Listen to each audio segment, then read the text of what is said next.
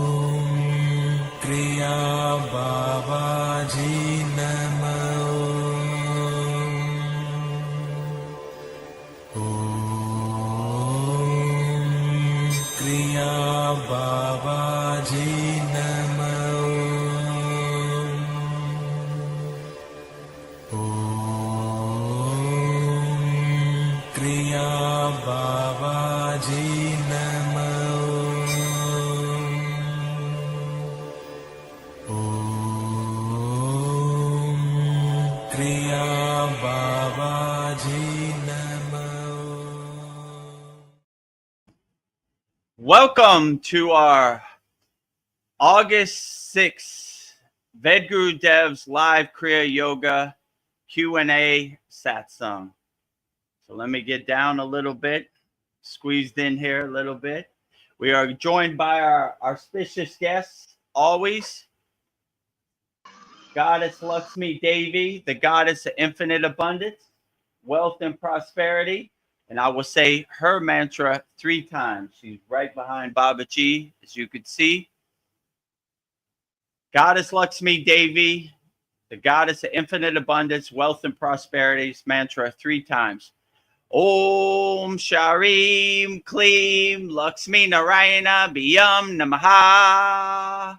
Om Sharim Klim Lakshmi Narayana Biyam Namaha.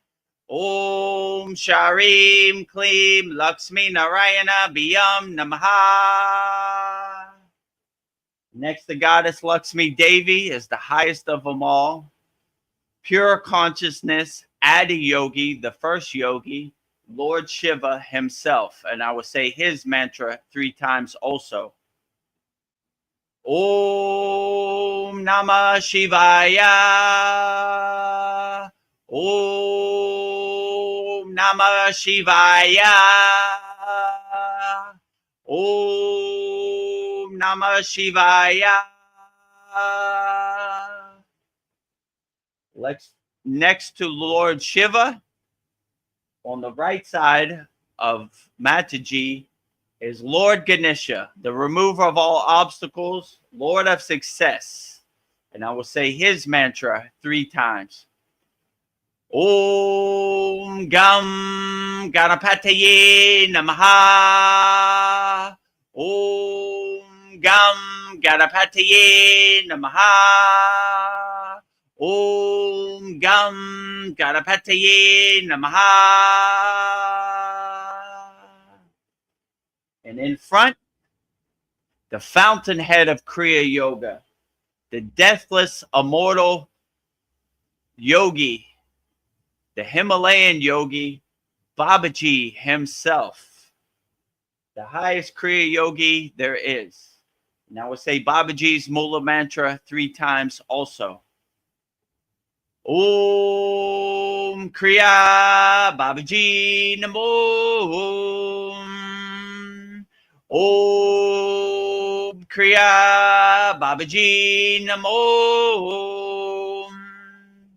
Om Kriya Babaji Namo. And last but not least, the deathless Himalayan yogini Mataji. And I will say Mataji's mantra 3 times also. Om Kriya Mataji Namo. Om Kriya Mataji Namo. Om Kriya Mataji Namo.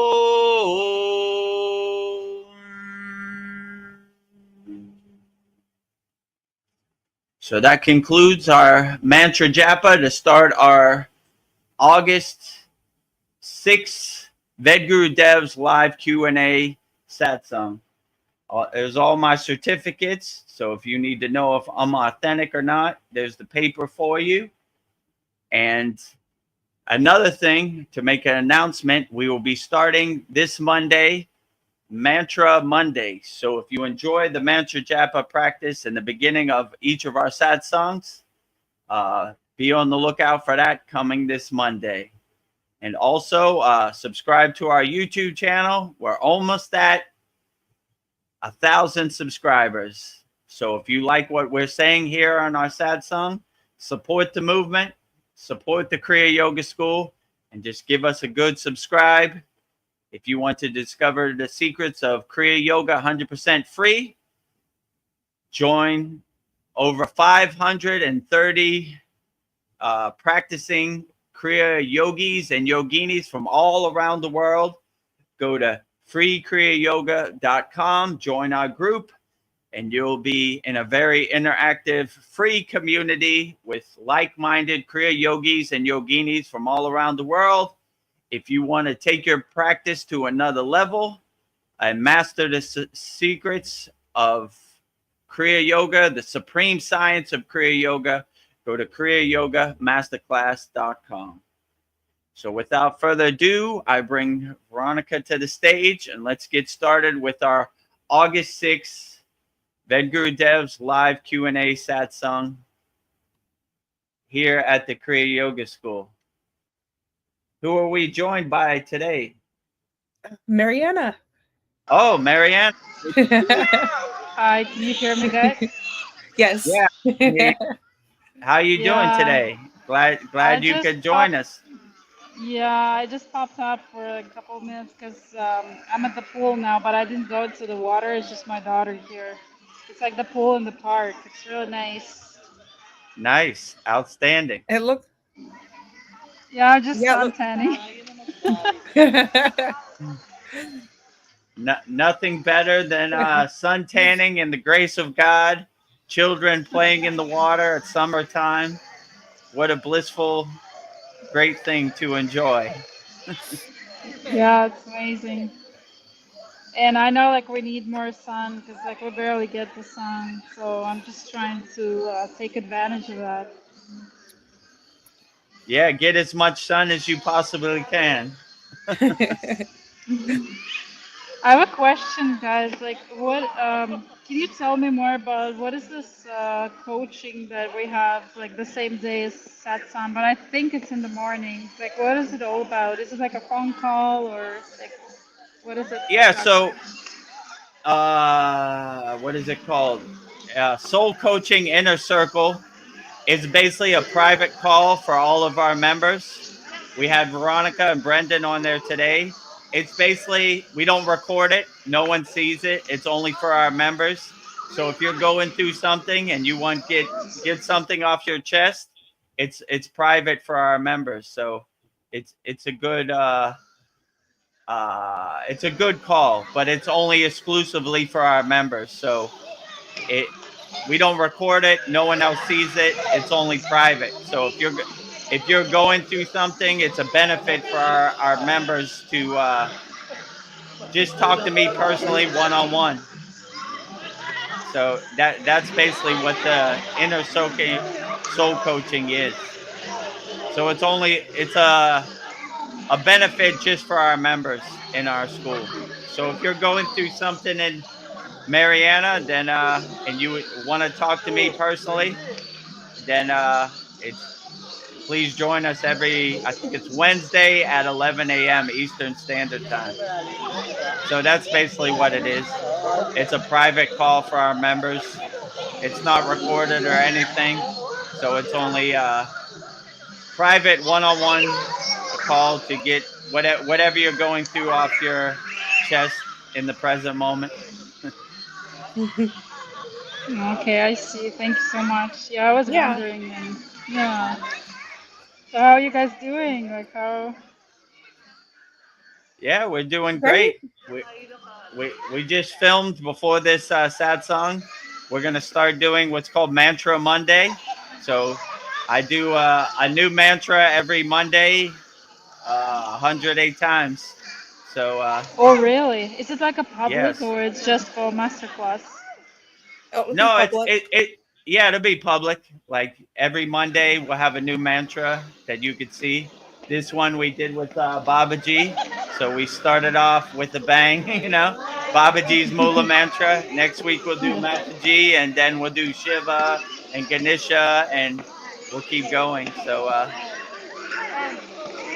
yeah, you could see it every Monday. Okay, yeah, you keep adding so much value to Yes. SKOOL. Yeah, I'm so Yeah, grateful for you guys. yeah, we have a lot. 2 live streams, 2 daily videos, long form. Babaji quote every day on YouTube. Every Saturday, a 2-hour class. This will be our 75th class, I think, this week. Yeah. And we have a Yagna this Yep. Saturday also. So if you want to change your Yagna request, send it in to me, email it to me, and I'll update it or change it however you want.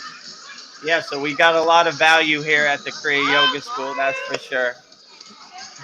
Yeah, I was Yeah. thinking maybe I should change it because I've been asking the same thing. Like I haven't changed my request or anything for over a year now because I started from like day one with you guys, and like nothing happened yet. So I'm not complaining. I'm not complaining. I'm just saying maybe I should change or maybe it's just not No, meant to don't be. I change don't it. know.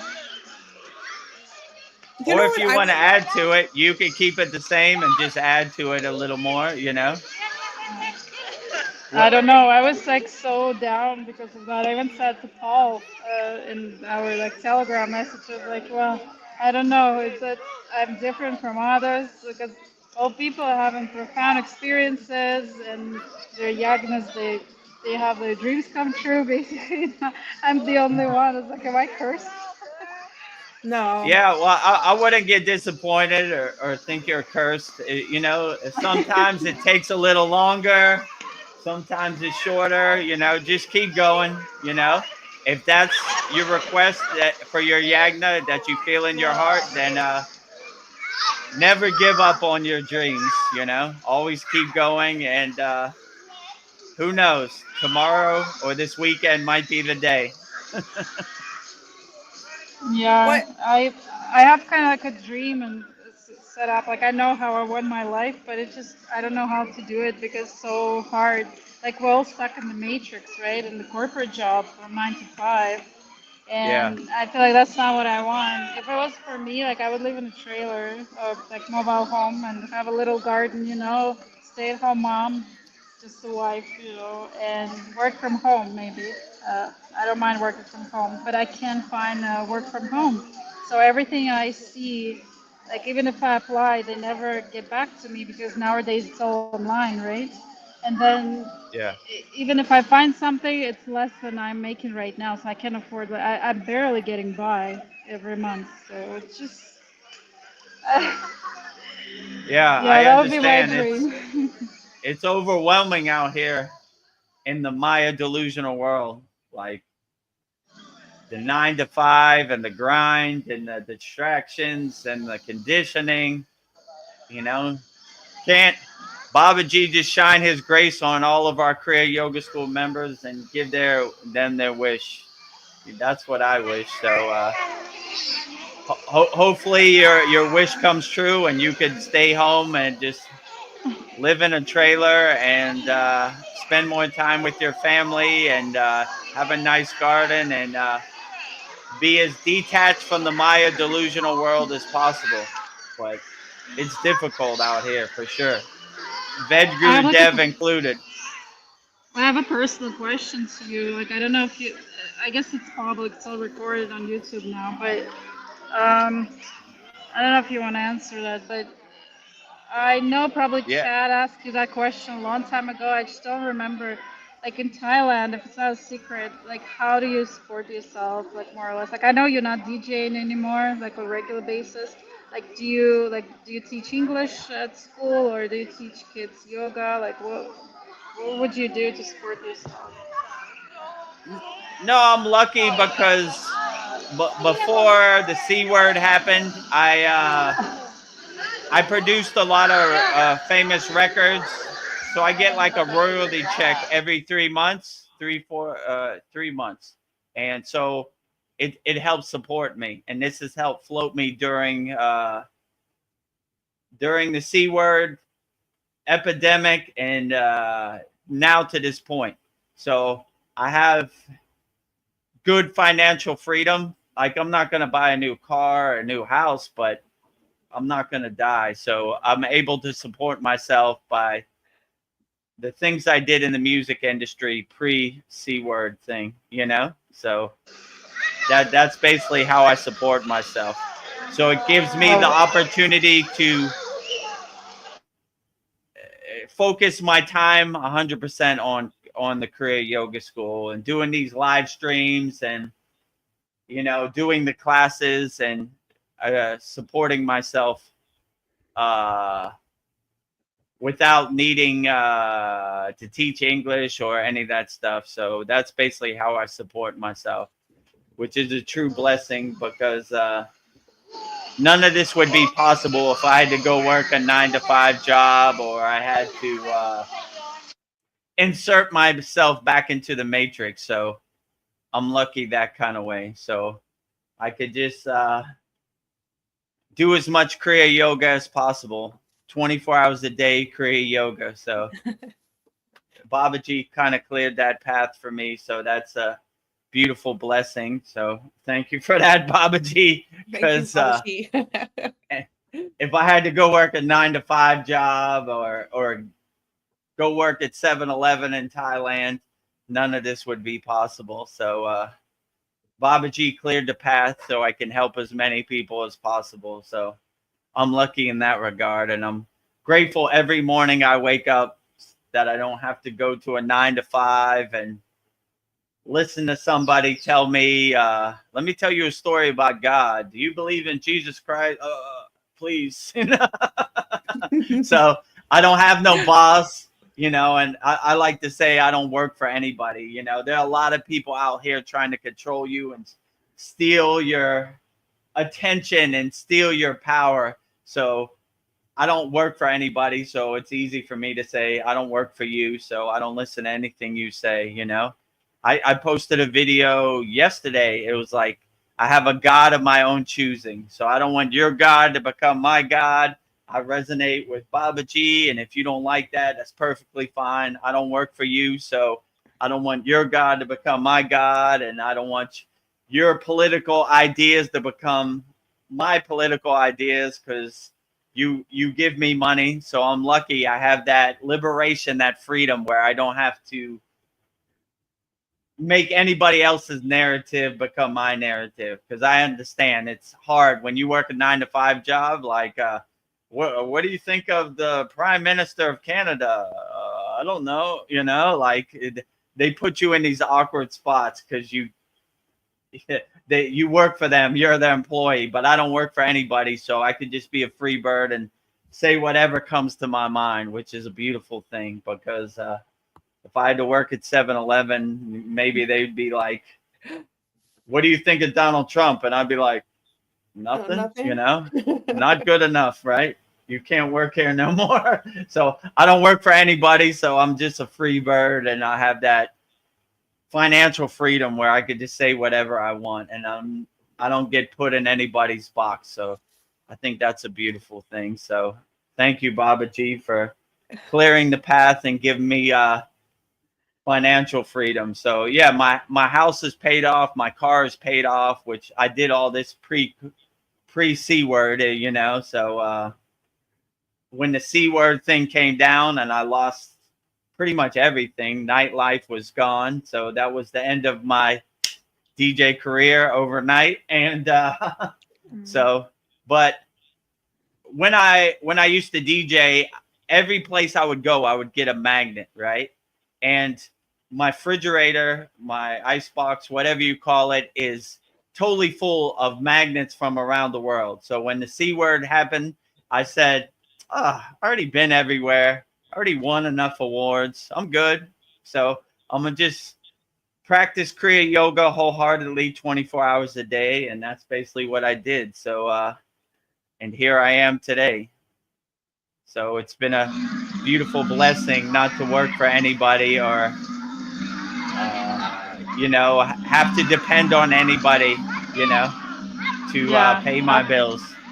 Absolutely. Yeah, that's what I always wanted, like a financial freedom, or, you know, at least mobility. Like when you work from home, you can do many things. You can live in different countries. And actually, by the way, talking about that, you mentioned you want to come to US in October, right? Is that true? Yeah, I'm trying. The platform we're on called SKOOL, they have a thing called SKOOL Games, like every 3 months. And the person who makes the most money, they get a free trip to Los Angeles. So I'm working on it, you know, but in the spiritual realm, you know, it's hard to attach to money, or, you know, so I don't know. It's not a big money maker, you know, as you probably know in our school. So it's a difficult pill to swallow, but I'm trying, you know.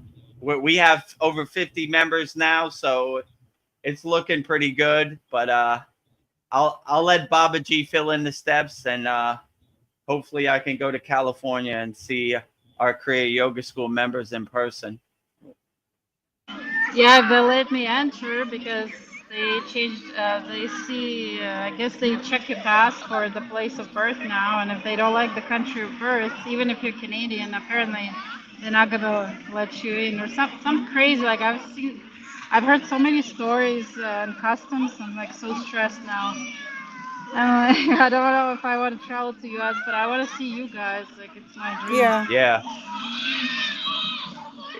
Yeah. Well, we'll see what happens, I guess.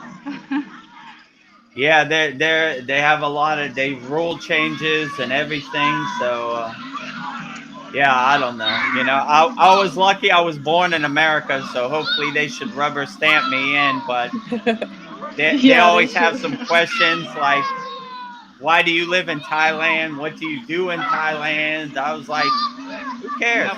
You know, I'm an American citizen. You know, let me in. You know what I'm saying? Yeah. I remember when I went to Canada.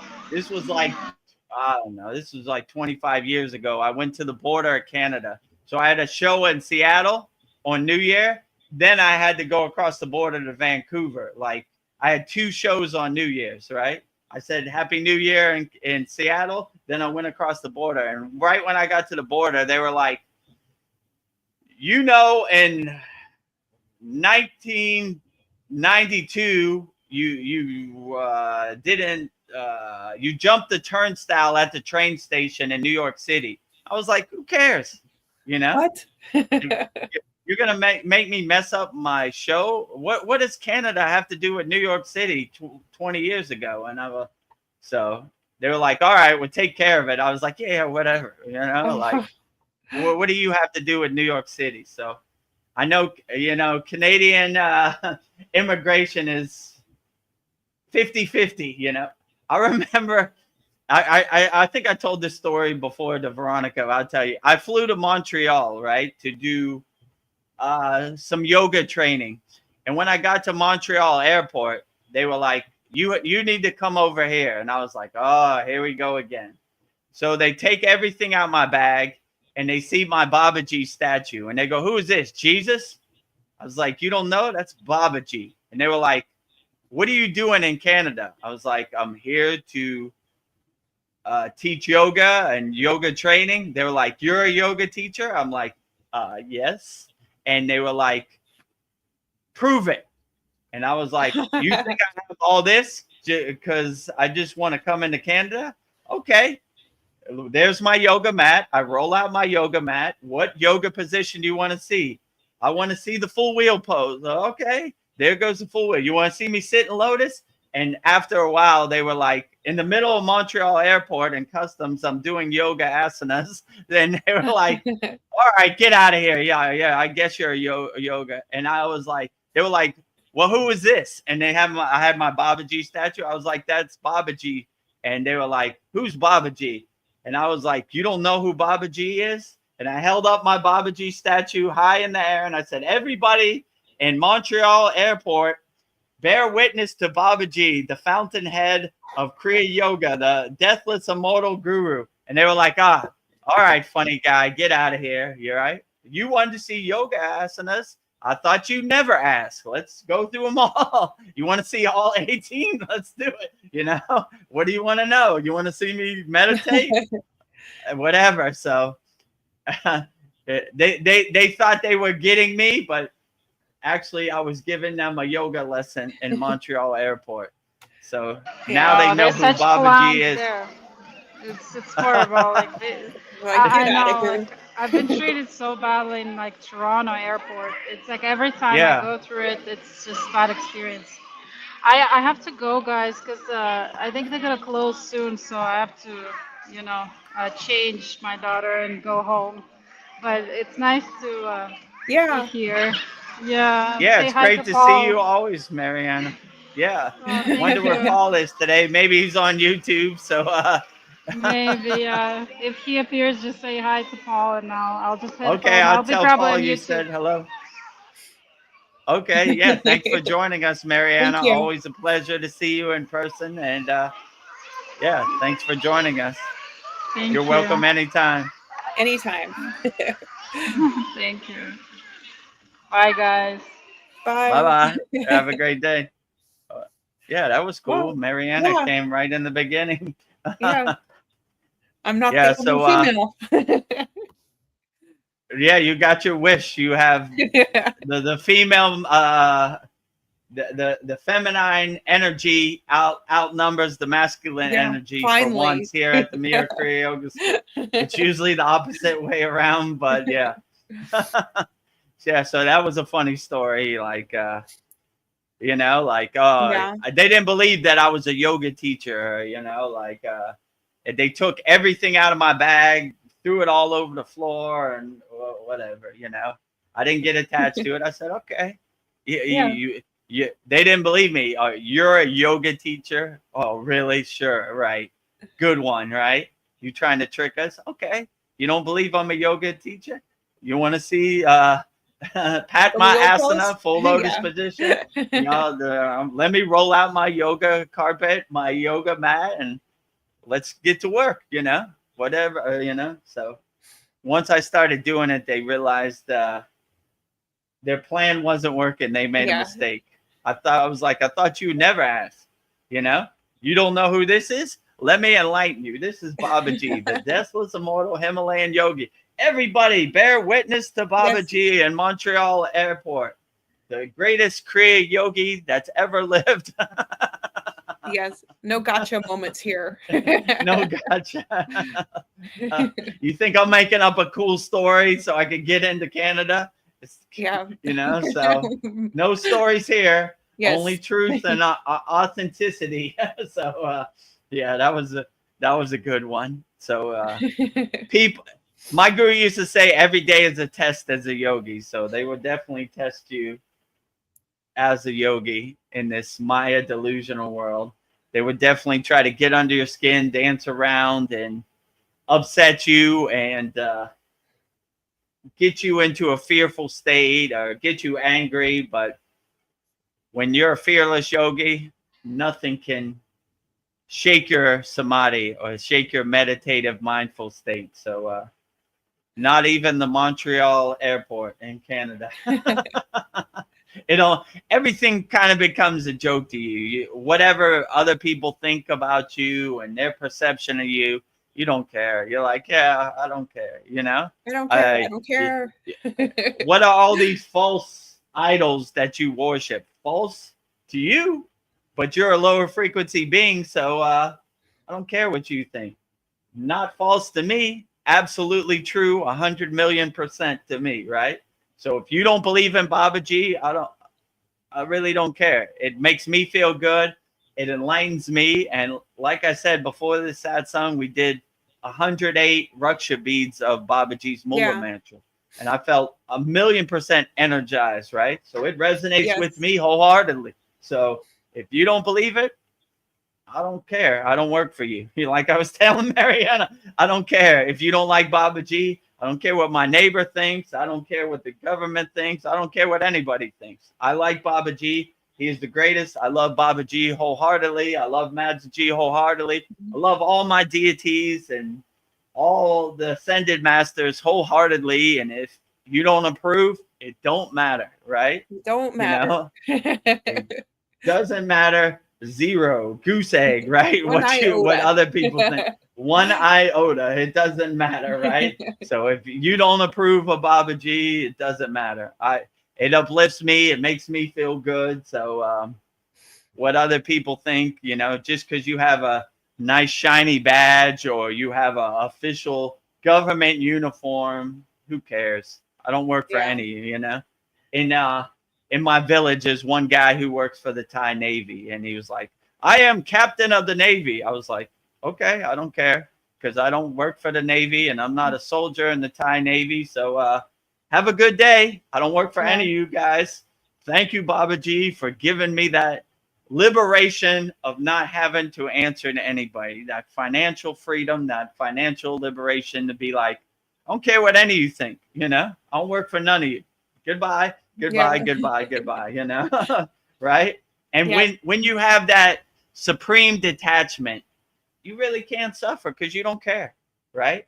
The only time you really suffer is when you attach to something or you care, like, oh, I care what this thing, or the fear of losing, right?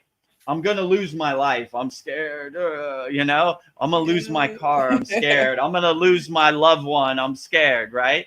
That's when you suffer, right? When you have that fear of loss. When you don't have no fear of loss, you don't care.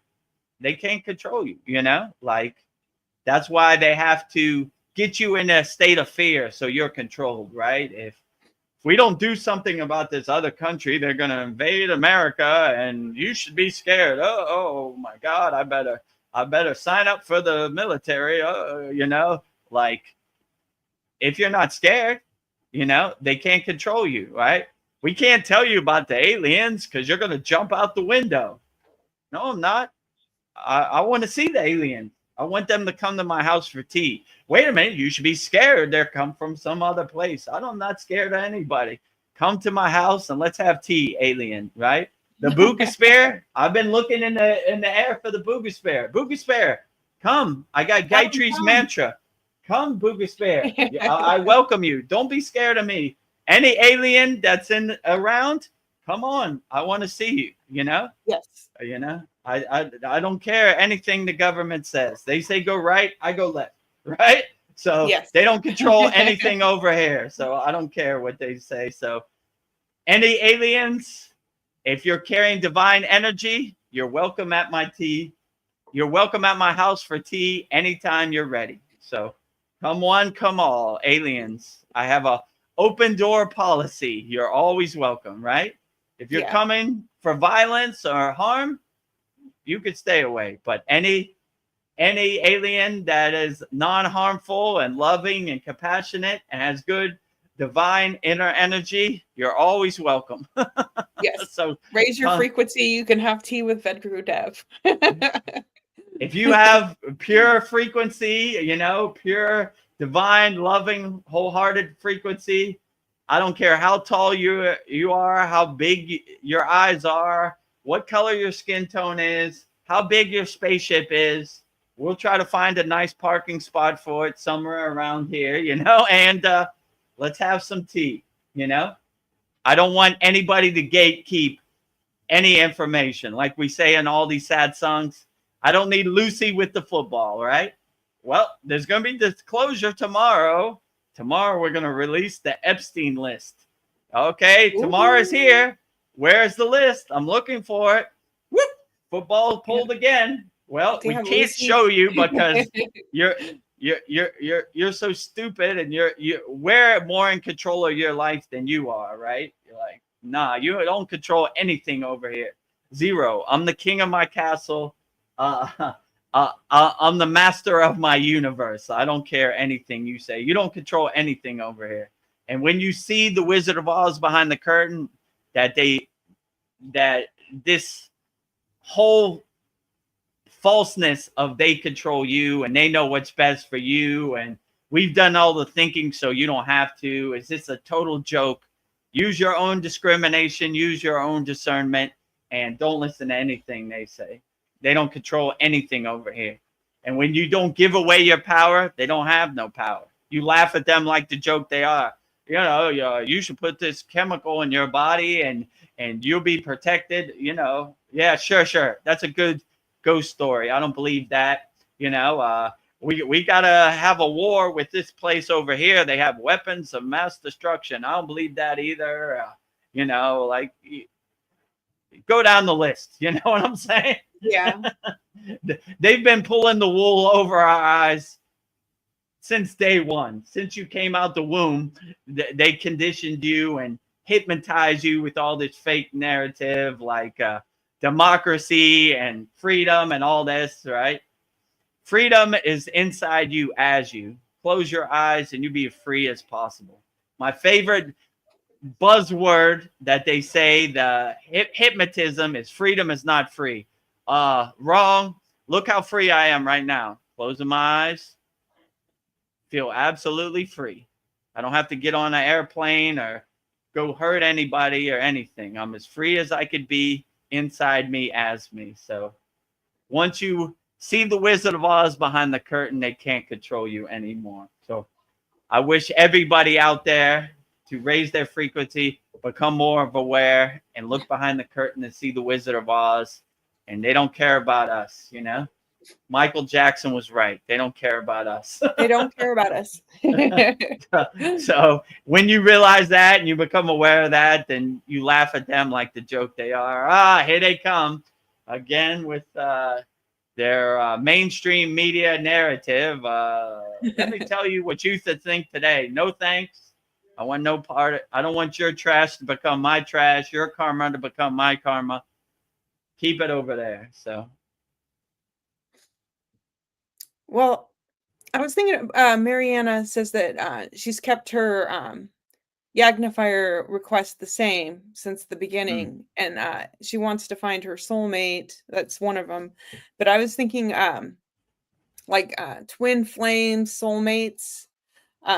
Maybe they're prevented from finding each other until the time is right. I was thinking maybe the universe decides the divine timing. Maybe two people have to wait until they're a vibrational match. So maybe, you know, her counterpart just isn't, it's not the right time. Maybe he or she is not a vibrational match yet. So I don't know. What do you think about that? Yeah, I would agree. Like when you raise your awareness out of the pit of despair, out of the Maya delusional world, it's very rare that you find a twin flame, that because 95% of the people in the world are in the Maya delusional world, right? So when you escape the matrix, all the other people are still in the matrix. So it's hard to find somebody that's vibrationally matched, right? And the more you do your sadhana, the more you raise your awareness and your frequency more. So it's even more harder, right? You become like the 1%, right? And some people, it's not in the cards for them to find their match, you know, like these renunciates, they already kind of know that they're not going to find a physical match, and being a householder yogi is not in the cards. So they don't have no expectations. They just keep going. And basically the best thing I could say is when you surrender yourself to the spiritual path wholeheartedly, you don't really set any expectations. You just kind of go with the flow. Like if somebody comes, they come. If somebody doesn't come, they don't come. So you really can't be disappointed because you don't have any expectations, you know? Yeah. Just, okay, well, we'll see. Twin flame, maybe today, maybe never. Who knows? I don't know, you know, like we'll see what happens. I mean, that's the case in Vedgurudev's life also. I wish I had a vibrational match. I wish Babaji had a Mataji to share energy and uplift energy. It's not in the cards for me, but tomorrow's a new day, and maybe it is in the cards. So I don't know. Like we'll see what happens, but I don't really have any expectations, so I can't really suffer. Or I can't really get disappointed because, you know, I don't have no expectations. I don't know what anything's gonna happen. You know, like even this live stream, I'll say, all right, let's see what happens. I mean, that's basically how the Kriya Yoga School started. Chad was like, let's start a Kriya Yoga School. And I was like, all right, let's see what happens. No one shows up. Let's shut it down.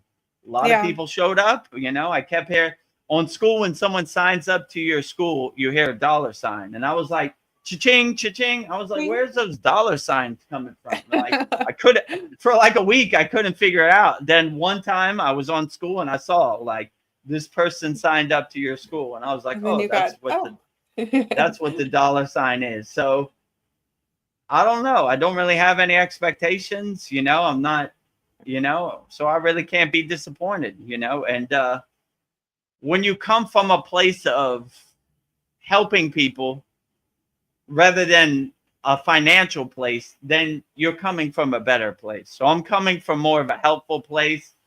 Money comes, money doesn't come, I really don't care, you know? Yeah. Never give up. I still keep going. If I win the school games or I don't win the school games, I don't care. I'm gonna keep going, you know?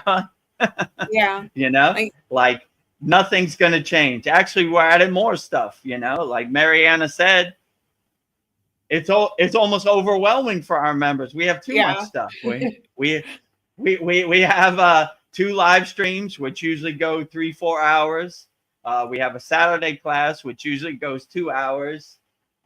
We have this, you know, a call in our school, this soul coaching inner circle, which is for our members. We have 2 long form YouTube videos every day, a Babaji quote and a Satsang quote. And there ain't enough time in the day. Believe me, when it gets midnight, I'm about to fall asleep. I'm totally exhausted. You know, I've been editing videos. I've been answering DMs. I've been, you know, clicking like and putting emojis on comments on our school. I mean, it's pretty overwhelming, but this is a job I want to have. You know, I don't want to have all these Kriya Yoga Kriyas and nobody to give them to. So if you request it, you might get it, right? Be careful what you ask for. You might get it. I asked to fill up as millions of Kriya Yoga cups, and here comes all the cups lined up. So they're overflowing. So I take it wholeheartedly. Like, okay, this is what I asked for, and here it is. Let's get to work. So but it's I'm kind of at the point where there's not enough time in the day to respond to everybody's DMs or comments. So if it takes me a couple days to get to your comment, just bear with me, you know. Yes. We have over 530 people in our free school, and we have over 50 members in our paid school. So it's there's only one Vedagurudev, so maybe I need to make a clone of myself. Yeah. I know, I joke around with you that soon we're going to have a Kriya Yoga event every single day of the week. So it's a good problem to have, but it's like this Saturday we have a yagna and we have a class, you know. So as soon as we finish up our holy fire, or you know, there's a 30-minute window, then we got to do the whole class, 2 hours. So, Yeah. but these are problems I want to have, you know. I asked Babaji many times, like, what am I going to do with all these kriyas? I'm not helping anybody, just doing my sadhana in private in my room. Babaji heard my call and he said, oh, you want to help people? I got you. Now I'm on the internet and I'm putting out videos, helping people, answering YouTube questions. So it's a blessing I want to have, right? So Yes. let's help as many people as possible. So if you have a comment on YouTube, put it in the YouTube chat. We'll help you as wholeheartedly and answer your question as wholeheartedly as possible. So yes. Anybody out there, send your question in. Don't be shy. Well, I'll try to answer it wholeheartedly, you know? Yes. We answer everybody's questions. I don't know. It's like people say I can't get what I want. I can't catch a break. I was thinking maybe you have to become a vibrational match to our desires. And how do you do it? Is it simply by changing our thoughts, or is it something else to become that vibrational match? Well, to become a manifestation vibrational match. That's why I see a lot of these people on the internet like, let me tell you how to manifest. And being in the Himalayan mountains, I've seen people manifest stuff, and they're free. You have to raise your frequency so high that it's almost, you know what it reminds me of? My guru used to say, who wants CDs? The short answer, the ego. The long answer, nobody, right? So Yeah.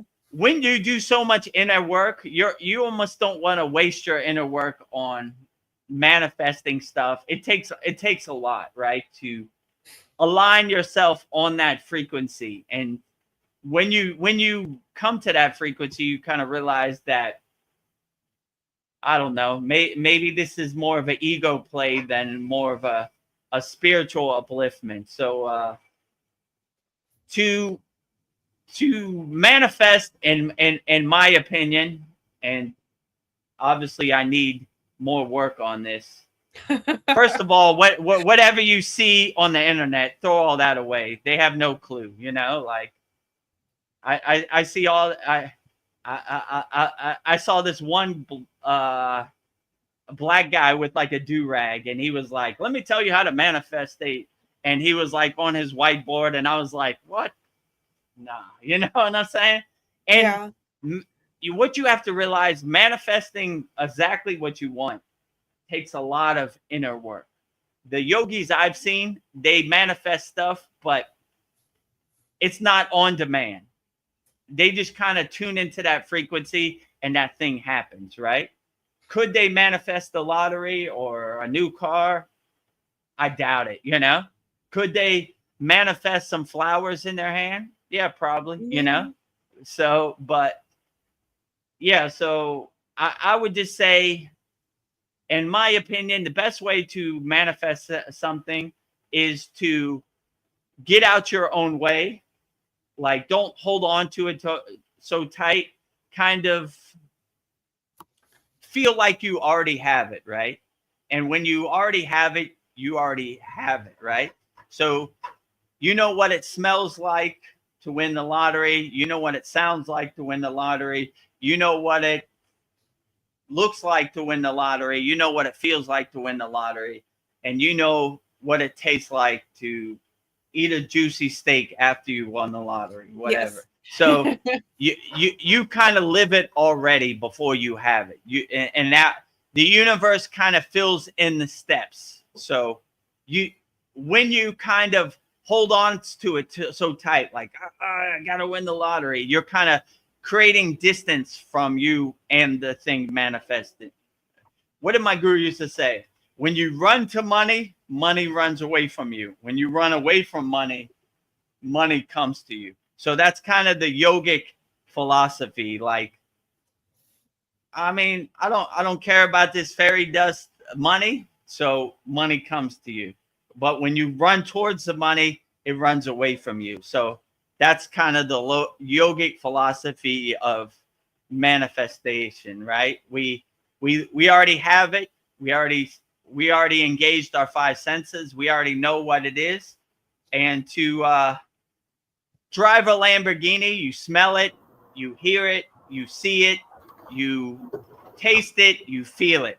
So it's a lot cheaper. When you actually have a real Lamborghini, insurance is expensive, and finding a place to park it is expensive, and trying to stop people from scratching your Lamborghini because they're jealous of you is difficult. So just drive that Lamborghini in your mind. It's way better than a physical Lamborghini. So, but it takes some work, to manifest. So, in my personal opinion, I just go with the flow, and whatever God gives me, it's a true blessing. Whatever God doesn't give me is, I'm not attached to it. So I'm happy for the blessings I do have, not the blessings I don't have. Let's say it like that. So, well, we have Paul on YouTube. He says, "Namaste. I dozed off and almost forgot about Satsang. Oh, LOL." Namaste, Paul. Mariana was just on here, and she said to tell you hello. So, hello. So if you watch this back, you'll see Mariana.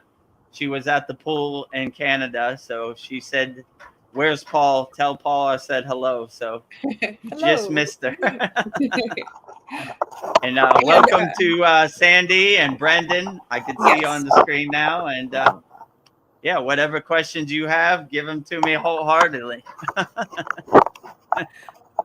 Well, I was thinking what we were just talking about, our thoughts. I think many people don't realize how powerful our thoughts are, and thinking.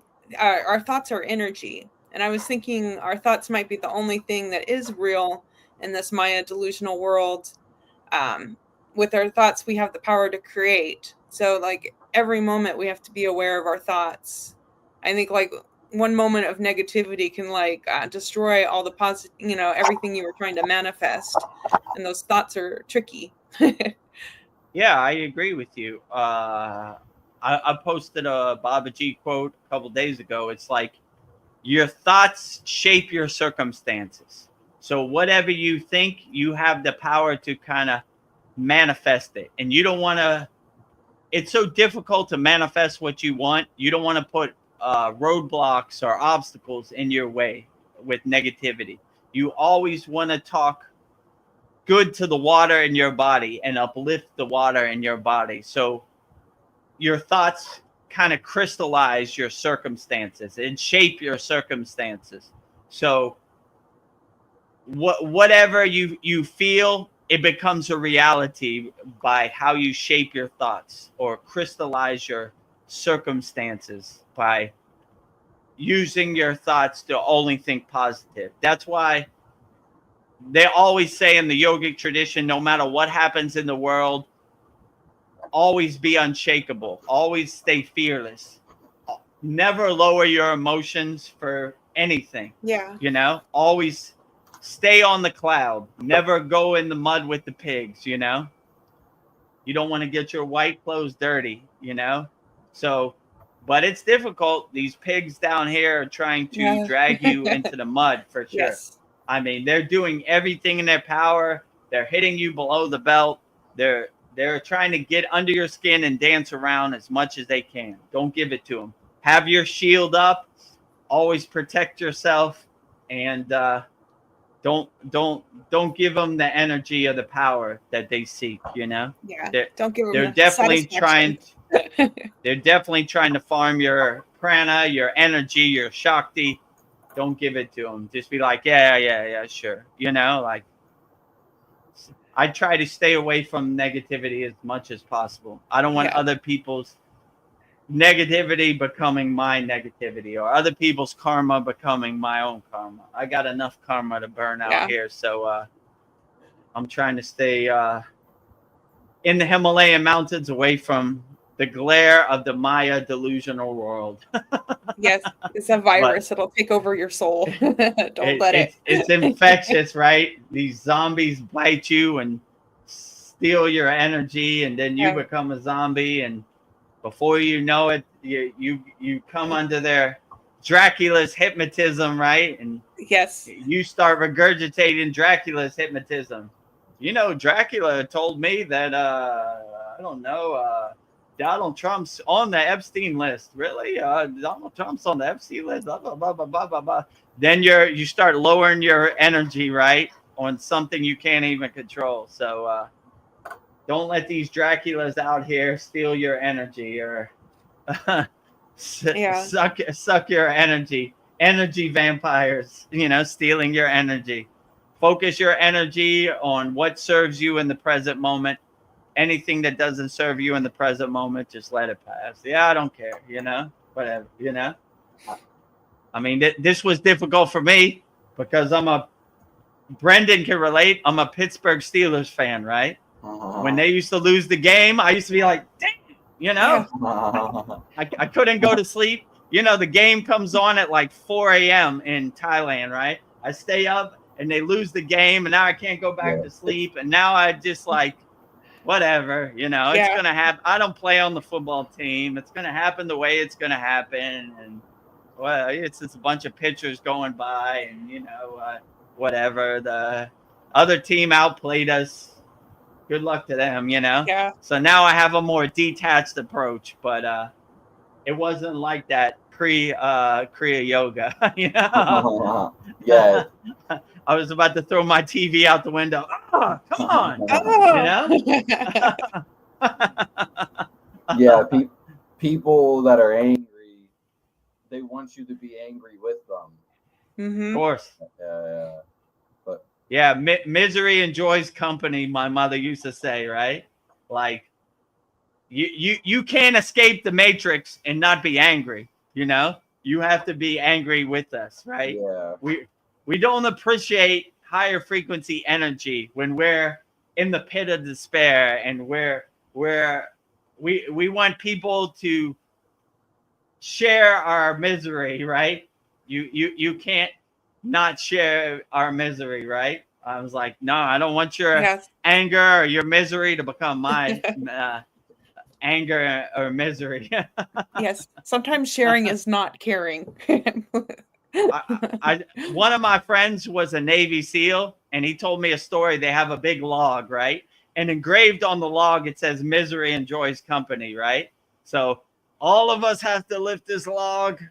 So we all have to suffer, right? Not me. I'm not lifting no logs. I'm not suffering with you. I'm not being miserable with you. I'm not rolling in the mud with you pigs. I'm not doing any of that. I'm going to sit on my blissful cloud and enjoy the grace of God, sunbathe in the grace of God, and be happy as much as I can. So I got enough karma on my trash mountain. I don't need more karma added, right?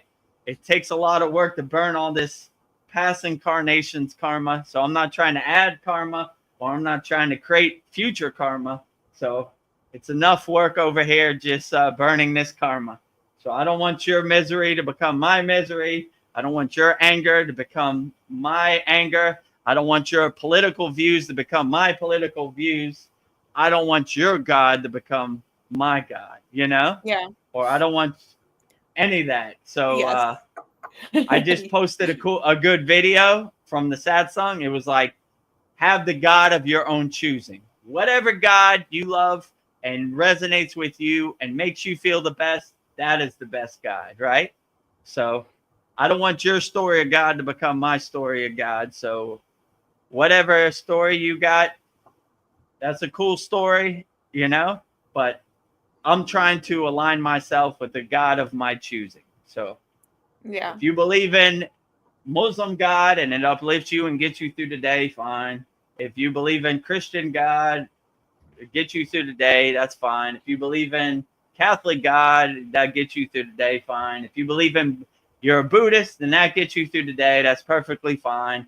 If you're a Hindu or you believe in yoga, that's perfectly fine. So find the God of your choosing, and that is the best God, in my opinion, for you. It's highly individualized and personalized, Yeah. let me decide on my own who I am.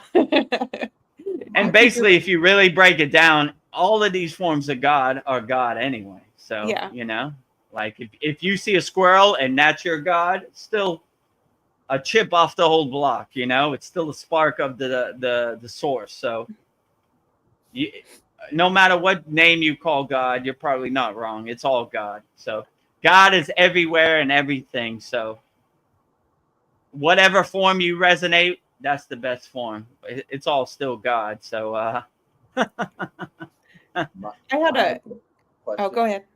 What were you gonna say, Veronica? Well, since we were on God, I had a God question. What if we acted as if God was truly inside us? I would live with no fear. I would live with purpose. What if we all knew the truth of who we are, and there would be no hesitation, no doubt. Like, I'm God, but not in a egotistical way. That, yeah, I'm God. I would be fearless. I mean, in the Kriya yoga tradition, that's what we believe in. Oneness, right? Non-duality, right? God is not over here and I'm over here. God is here and I am here. So when you come to the very profound, probably the most profound realization, I am God and God is me, you become a fearless radio antenna submitting the God signal out to everybody. And like you said, these control measures don't work no more, right? You have no need to go to a church because you're a walking church or you're a walking temple, right? The stories about that they say about God have no meaning to you because you are God inside you as you. And they hate this because they can't monetize this, right? There's no need for me to go to the church and for you to send God an email for me because I have a direct connection to God. God is inside me as me. And they definitely don't want you to come to that realization because that kills their money, right? You know, like, how am I going to buy a new Cadillac if you don't come to church? You're not going to buy a new Cadillac. I have a God of my own choosing, and I have alignment with God, and I don't need no middleman, you know? Like, why do I need to talk to you about God? I talk to God directly every day. So this is a profound statement that they don't want you to come to the realization, and they're going to do everything in their power. But when you look behind the curtain of the Wizard of Oz, all they have is stories, right? And if you don't attach yourself to their stories, or you come to the realization, like, how is these stories going to help me do my inner work? It's not, right? And when you do your inner work, you realize you don't need stories. So all these books and all this stuff, it's not going to do your inner work for you. So you don't need the stories, right? My guru used to say, we're not attached to the stories. We don't talk about Kriya yoga. We do Kriya yoga. So all these stories, let me tell you a story about God. God ate a cheeseburger 10 years ago and God did this, and God did that. Yeah, cool story, bro.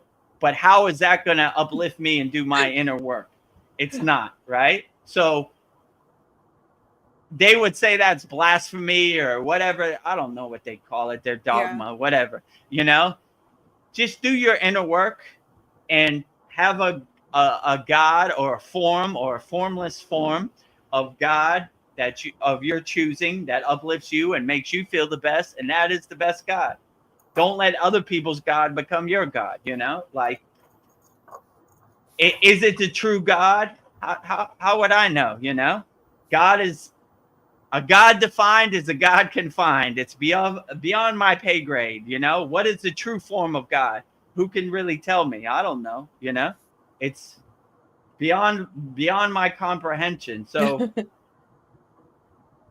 if Babaji makes you feel good, then see Babaji inside you, as a mirror, as a reflection. If Jesus makes you feel good, see Jesus inside you as you, you know?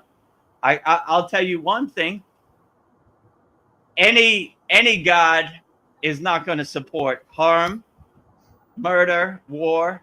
So you could see who is a godless person by that, right? Because any peaceful, loving person isn't going to relate to any of that. It's like, to me, it's like trash, right? If you said, I'll give you $5 million to hurt a child, I'd be like, get your ugly, dirty money. Oh, so gross. Oh, what do you mean? But to these nefarious beings, like we talked in Soul Talks, they do that. And they try to disguise themselves with cool God words. I'm of God. No, you're not. Anybody of God would not hurt an innocent child. You're a total liar, right? You know, but yeah, they try to sneak through the back door. Like, you should auto pen or rubber stamp everything I say because I ordained myself of God, right? Get out of here. Nobody get out of here. I want to see your actions. I don't want to see your talk. Anybody could say anything in the air, right? I'm king of the universe. I'm God's favorite person. Blah, blah, blah. Shut up. Get out.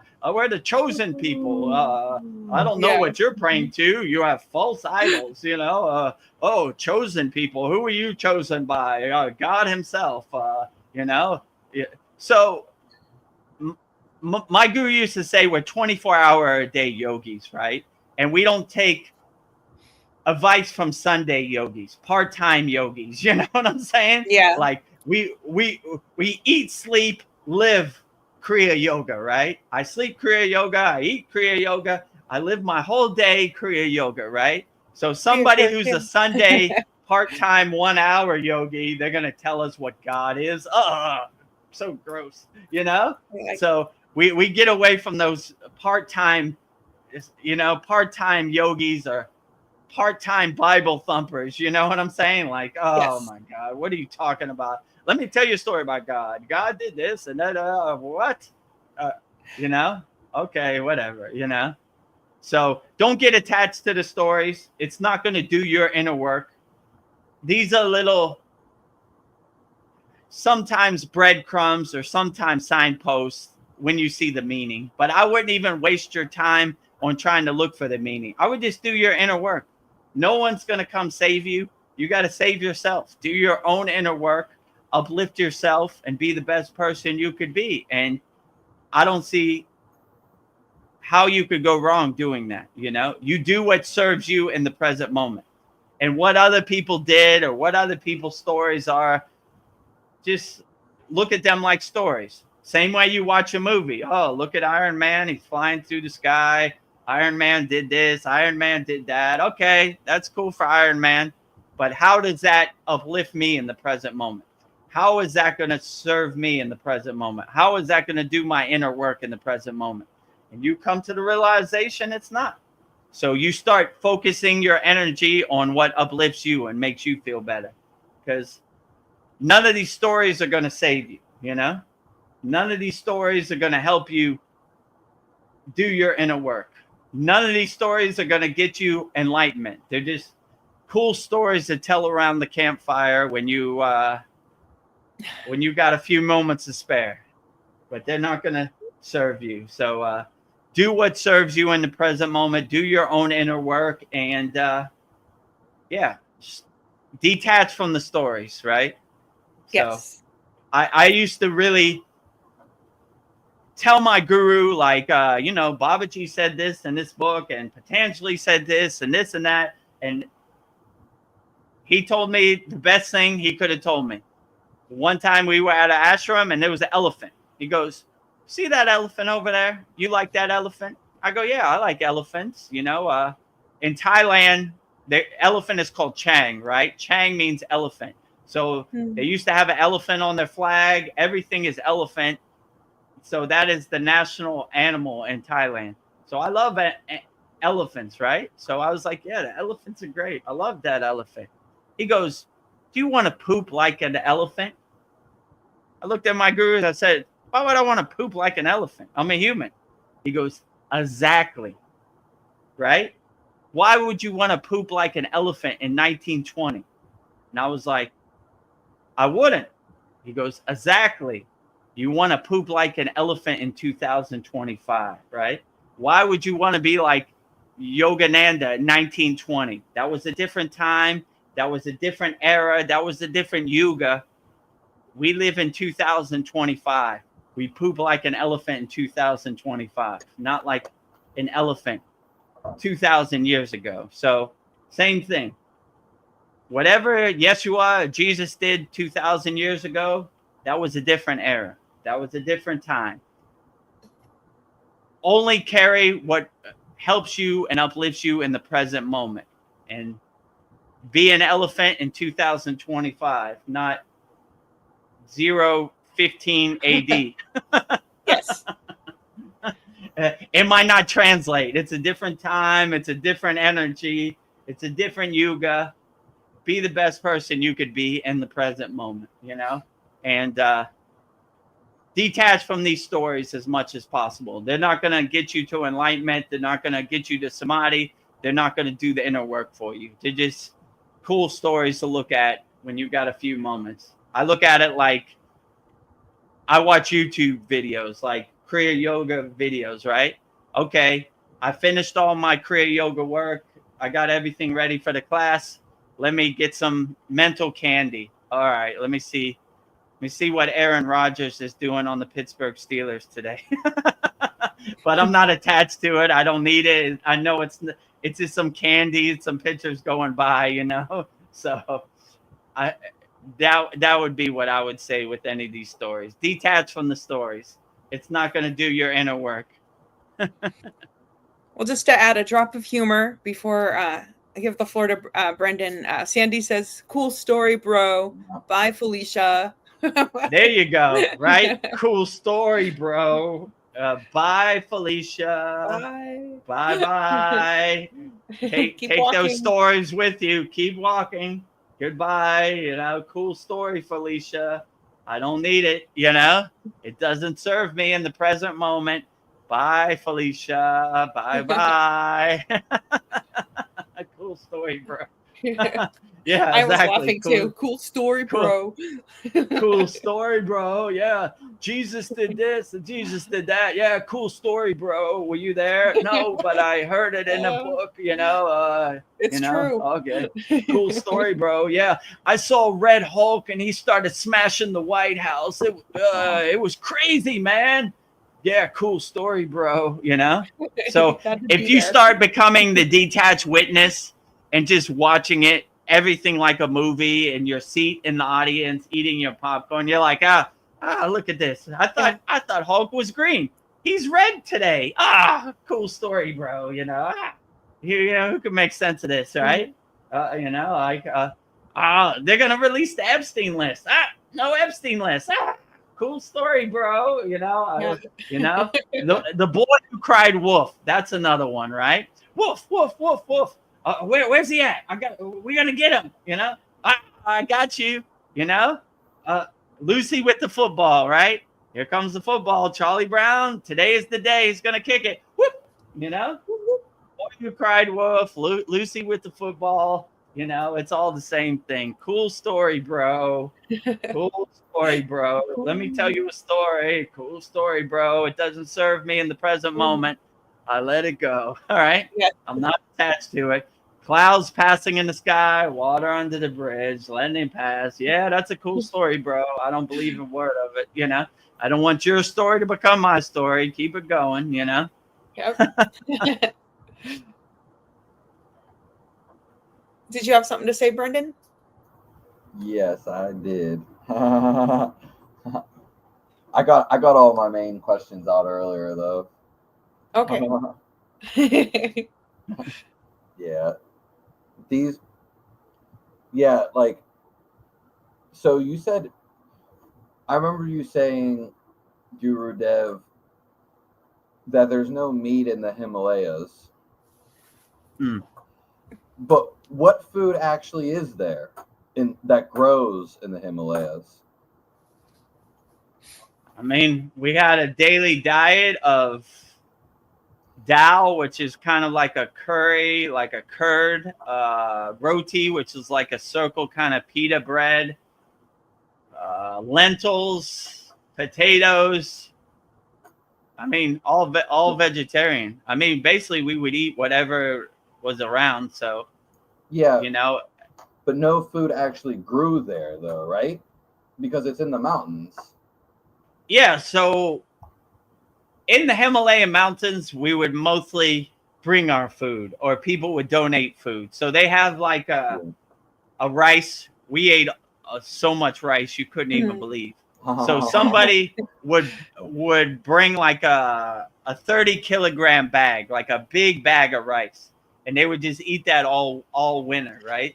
So yeah, it's mostly like donation. I mean, the water you could drink in the Himalayan mountains, like they know it's like pure spring water, like waterfall water. Yeah. So there was plenty of water that was pure to drink. Yeah, but most of the food they would transport it up, right? Because when you get to the frozen tundra of the Himalayan mountains, there isn't much vegetables growing, and there definitely wasn't no meat. I mean, in the Himalayan mountains, there's very little meat. I mean, I'm sure they have places, but everywhere we went. When you go to a restaurant in Himalayan mountains or in India, they ask you veg or non-veg, right? So they wouldn't even ask you non-veg because there was no non-veg. So it was, if you wanted to live, you had to eat vegetables, right? And that's their diet. And in the Himalayan mountains, it's even less vegetables. So I don't really have a taste for lentils. And it's kind of like sucking on a lemon to me. It was like lentils. Or they had this curd. I my stomach really didn't like. It was called dal, right? And I couldn't. Yes. I don't know. I didn't like it, you know. But they love it up there, you know. They were like, "You're not going to eat your dal." I was like, "No, you take it," you know. So you kind of fast indirectly. Although I want to say something. I am the inventor of the Himalayan burrito. So what I would do, they would have that pita bread and they put a bunch of the way they eat in the Himalayan mountains. So they tear off a piece of the roti and they dip it in the curd or the dal, right? And then they put it in their mouth, right? That's how they eat. So I said, a burrito. So I put all the vegetables inside the burrito, like Taco Bell or Del Taco, whatever, and I rolled it up and I ate it like that, and they couldn't believe it. Like, what? This guy? How is he eating it? Like, they tear it off and they put it in their mouth. I made a burrito, and so if you see a Himalayan burrito, you ever go to the Himalayan mountains, you know Vedagurudev created it. Yeah. They're like, "What do you mean you roll burrito. it up?" I was like, "Yeah, it's a burrito. It's a Del Taco Bell burrito." And they were like, "What?" That was like a whole day conversation. Like, what made you do that? Like, how did you come up with that? And, you know, I was like, yeah, you just roll it up. And I was showing them how to roll it up.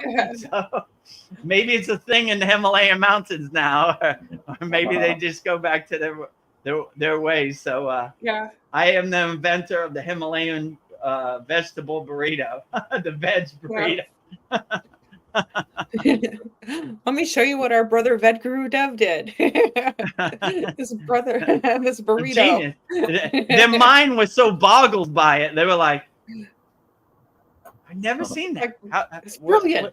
How did you do that?" You know, Ved Mooney, he was from Brazil, so he understood a little bit, you know, like, but it was like to the Himalayan, it was like they just found like a spaceship or something. They were like, Yeah. "Let me look at that. How does that work? How did you do it? Do it again." You know, like this was one whole day in the Himalayan mountains. Like, so ingenious, a burrito, you know, like you take it for granted, but up there, that was like earth shattering to them. Like, it was like, you saved them so much time. it was like gossip to them too. It was like, "You're not gonna believe this. Show them the burrito. Show them the what is it called? The burrito? Like, what did you do with the roti? You wrapped it up." Oh my God, it's crazy.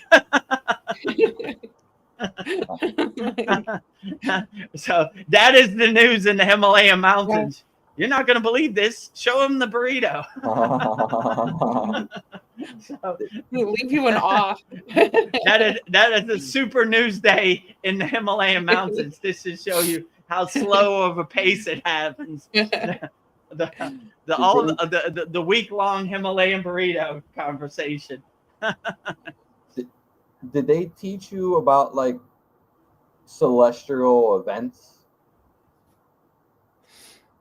Yeah, I mean, so like I'm not like a super scholar on like Vedic astrology or Indian astrology. You know, my guru knows a lot more about that than me, but I'll say there is no light pollution in the Himalayan mountains. So every day you go to sleep and you sleep under the stars, you cannot believe the Himalayan light show that it is. It's so awe-inspiring.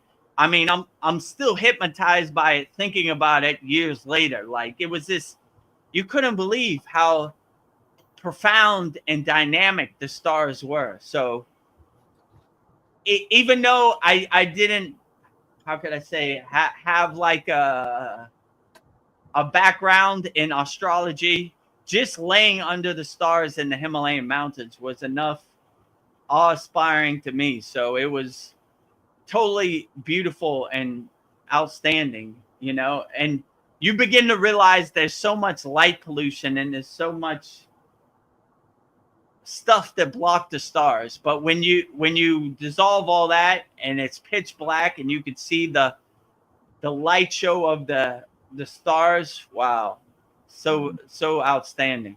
So I would say this is probably one of the most beautiful things I've ever seen in my life, you know, just laying on my back and looking up at the stars in the Himalayan mountains was outstanding, beyond belief. I would definitely say, you know. So I don't know anything about star maps or Vedic astrology, but I am definitely a huge fan of the non-light pollution Himalayan mountains star light show for sure. Yeah. I know, like, you know, I don't know, the sun does certain things and the moon does certain things, obviously, and then events even above that with the planets. Yeah. I know that's like a real, I don't even know how some people even know that, you know what I mean? That's very... Yeah. And in my personal sadhana and my yogic practice, every morning I wake up, I sing a song called the Science of Sun Worship Song, which basically praises the sun for doing the best job out of all, right? If the sun don't come up, we're all in trouble. So thanking the sun, you're doing the best job out of anybody. Keep up the good work, son. So we always praise the sun. We always praise the moon, Chandra, you know, like our full moon and our new moon, Yagna, which will be this Saturday, is praising the moon, right? We do it on the moon. We give this Yagna fire as an offering to the moon.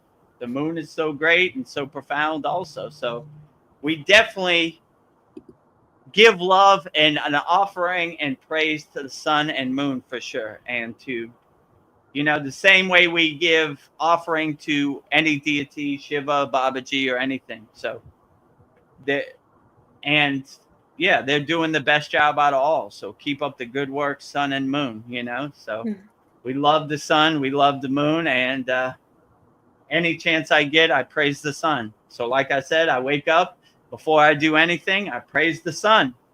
Thank God. The sun is up today. Today is going to be a good day. Everything else is a bonus. The sun came up.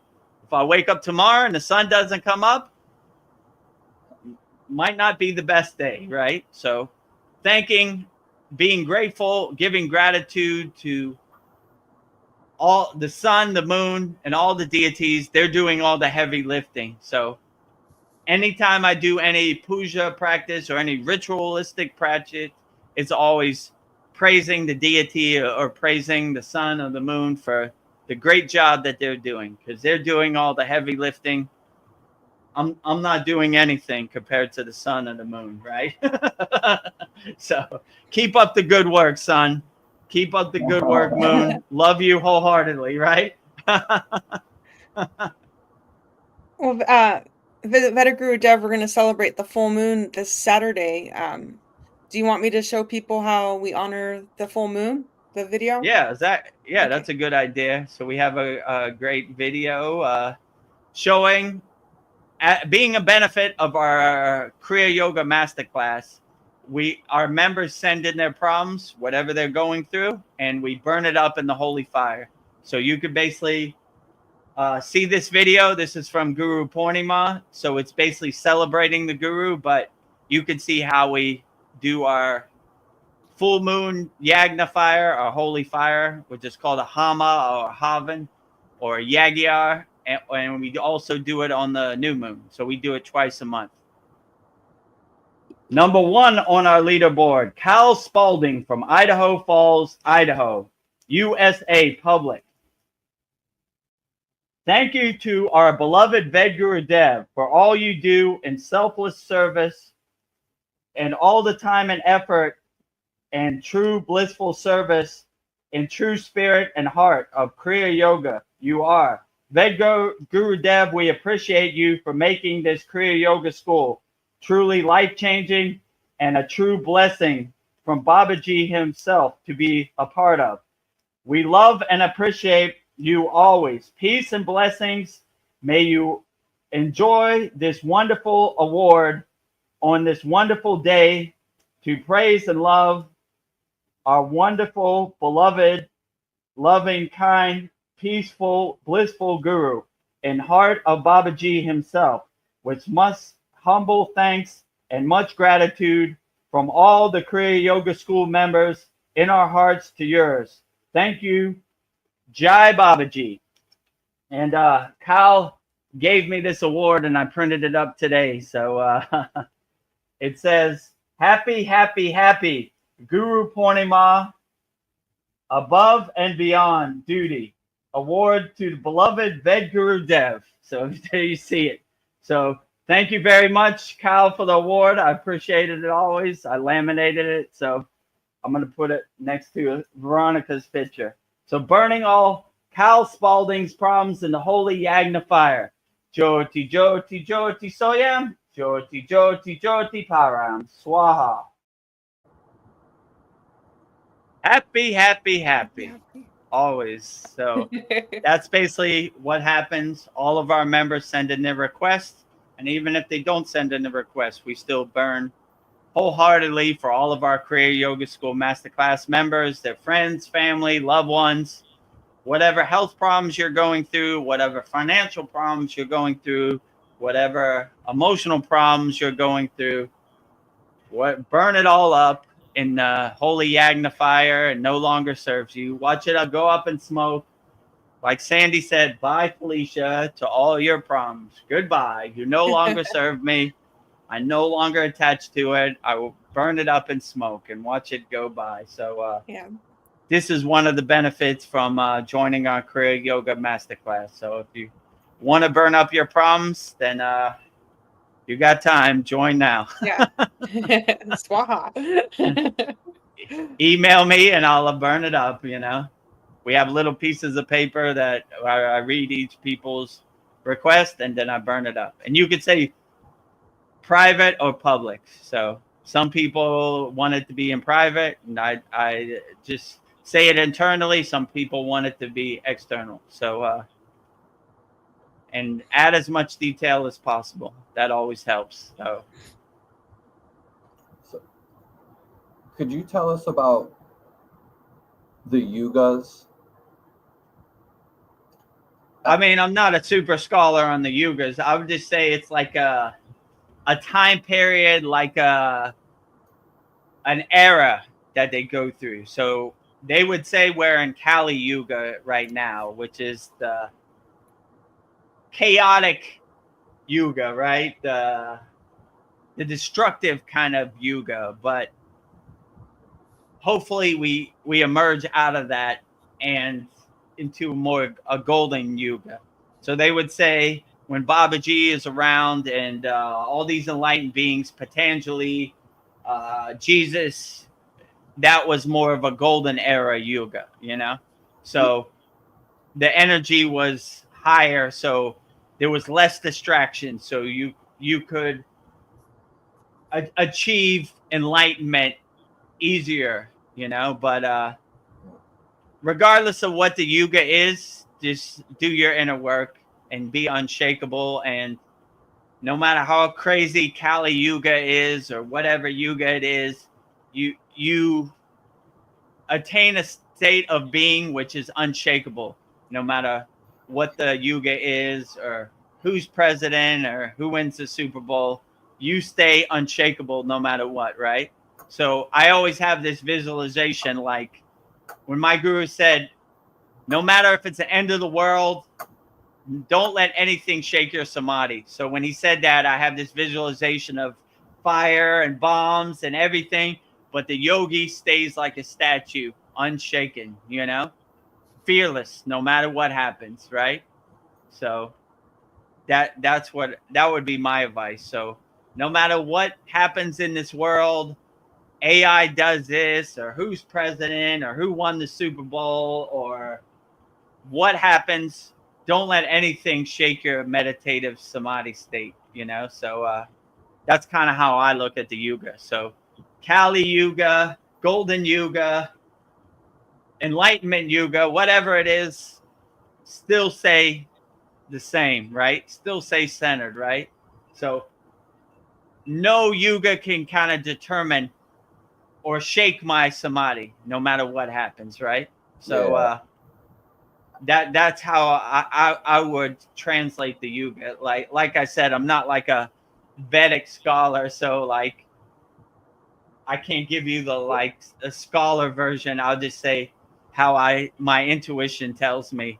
It's funny because everybody I met in India, they were like like Vedic text. Yeah. Oh, you know about page 156 and verse number 2 and the Vedic text? I was like, nope. I'm called Ved because my guru is Vedananda, and he basically co-signed me. So Vedananda. That's, if you're trying to ask me about page 52 in the Vedic text, I have no clue what you're talking about. So it's the same with the yugas. Like I have a loose understanding about it, but that would be my best advice. Like whatever the circumstance is in the world, the Maya delusional world, always stay anchored and stay centered, and don't let anything shake your state of being or your meditative samadhi state. Yeah. No, I actually watched something from the YouTube of the Uganda Society. Yeah. And they actually had people on there, and they were talking, like the guy studied it, but he was saying the guru of Yogananda, he said he had his own theory basically about the yugas, and I even left a comment, and they ignored my comment. They definitely did. because I went back and I seen they liked everyone else's comment, and they usually like my comment. And the guy that came on there to talk about the yugas, I mean, he was knowledgeable, but like he specifically said, he was like, the yugas from Sir, whatever his name was, the guru of Uganda. Yes, Yukteswar. Sri Yukteswar. Yeah, and the one before him with the L. Oh, Lahiri Messiah. Yeah. They were like, oh yeah, this was their set of yugas. But the guy who studied in India said, but in India, they have their own yugas that are different from these ones. And then a couple days later, I said Sadhguru came in, and he's talking about, the Tantra, the Tetra, which is before the Golden Age, is coming in like 60 years. So there's three different things. And it's just like, this is just, at this point, basically nonsense. because there's 3 different things. They're all saying different things, basically. Yeah, when you start to look behind the curtain, you begin to see, like, I mean, to make a long story short, all you have to ask yourself, or your affirmation should be, how does this serve me in the present moment? Knowing what is the real yuga, or what Yogananda said was the yuga, or Sadhguru, really doesn't serve you in the present moment. It's going to be whatever it's going to be. And like Sandy said, cool story, bro. Like, how does this serve me in the present moment? How does this uplift me and make me a better yogi, right? And when you start going down that rabbit hole, it just starts to confuse you. Like, wait a minute. Lahiri Mahayasaya said this, and Sadhguru said this, and the Vedic text said this. Oh, man. You know, my head is all scrambled up right now, right? I'm all frustrated. So I would just say, anything that anybody else says, just take what resonates with you and put it in your pocket, and the other stuff, just kind of look at it like a movie and just don't try to make sense of it. Like, well, all the Hulk movies I've seen, the Hulk is green, but this one he's red. I'm not going to try to make sense of it. I'm going to just enjoy it. Whatever, you know, this is, you know, like, how does knowing what the real yuga is serve you in the present moment? It really doesn't. So whether it's Golden Yuga or Kali Yuga or whatever yuga, Yogananda Yuga, Sadhguru's Yuga, you stay unshakable in the present moment and anchored no matter what, right? I don't care what yuga it is. I don't care who's president. I'm going to do my inner work, and I'm going to uplift myself in the present moment. And, you know, these cool stories, bro, I'm not really going to get attached to. I'm going to just be the best yogi I could be in the present moment, you know? Like, you know, like, yeah, I would just say, like, step back from the TV and see, how does this serve you in the present moment? And you realize 95% of this stuff doesn't serve you. Like, who cares, you know? Whatever the yuga is, I'm going to be an unshakable, fearless yogi no matter what, right? So these are cool stories, but I'm going to do my own inner work. And whatever the yuga is, I approach it wholeheartedly. Like, okay, this is what the yuga is. Let's get to work. I'm going to do my work regardless of the yuga, regardless of the day, regardless of the month, regardless of the year, you know? So, yeah, I wouldn't try to make too much sense of it, because it really doesn't serve you in the present moment. You know, like I said, like, most of this stuff, like, I don't know, the Vedic text and all this, you could really go down that rabbit hole, and it's not really going to serve you in the present moment. So I would just take what really resonates with you. Like, oh, I like that, you know, like, they're like, I was watching one of our satsangs, and Paul said, a God of your choosing. And it really resonated with me and stuck with me. And I actually put it on the thumbnail for that. You know, I was like, yeah, when Paul said the God of your choosing, he was right. That's exactly what that was exactly the words I'm looking for. But when they start talking about stuff you can't relate to, I would just throw it away. It doesn't serve you in the present moment. Like, how does knowing what yuga it is currently make me a better yogi? You know? Yeah. It doesn't. It doesn't really. So just do what serves you in the present moment, and don't, you know, kind of watch this like how you watch a movie, like as a detached witness. Like, oh, okay, you know, that's pretty interesting. Sadhguru says this yuga, Lahiri Messiah says this yuga, Yogananda says this yuga. You know, my head is starting to hurt. You know. I'm gonna turn the channel, you know. Paul says moon tonight. What? Say again? Isn't there a full moon tonight, or is it not tonight? It's Saturday. Yeah, it's the 9th, I think.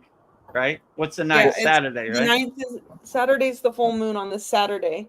Okay. Full moon in Aquarius, the 9th. Well, the moon, I've seen it, and it looks pretty full tonight. I didn't know. Yeah. Yeah, it's getting getting close. closer. There's probably a little sliver at the end where it's black, but it's getting there. Next couple days, it'll be nice and full and shining. So is that going to be in combination then with Saturday's class or separate? No, it's going to be separate. The Yagna is a couple hour, like an hour before the class. So we'll do the Yagna, and then there'll be like an hour break. Then we'll do the class. So it's a double duty on Saturday for Yes. Vedagurudev. Well, I wanted to get to Paul's comment. He said, "Great question about the yugas. I'm interested also. We're definitely moving away from darkness and into light now, in my opinion. There's the Maya calendar also, which is similar." Yeah. Yeah, That's but it. yeah, like I said, if we're in darkness or we're in light, you be the lighthouse or you be the radio antenna radiating that glowing, that divine inner energy. So no matter how dark it is, Callie, you want to dance? Let's dance, right? Yea, though I walk through the valley of death, I shall fear no evil, right? We become lighthouses for boats lost at sea, right? Even though it's super dark out here, I got your light over here. Come this way, my friend.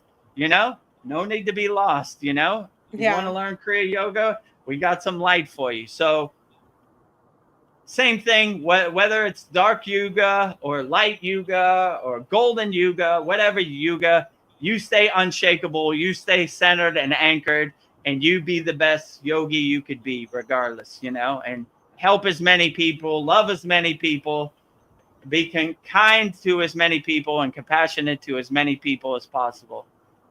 Dark yuga, golden yuga, light yuga, elephant yuga, whatever yuga is out there, you know? Yeah.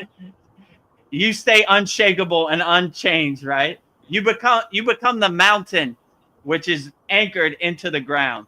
Whether it snows, the mountain is unshakable. Whether it's raining, the mountain is unshakable. No matter how powerful the wind is, the mountain is unshakable.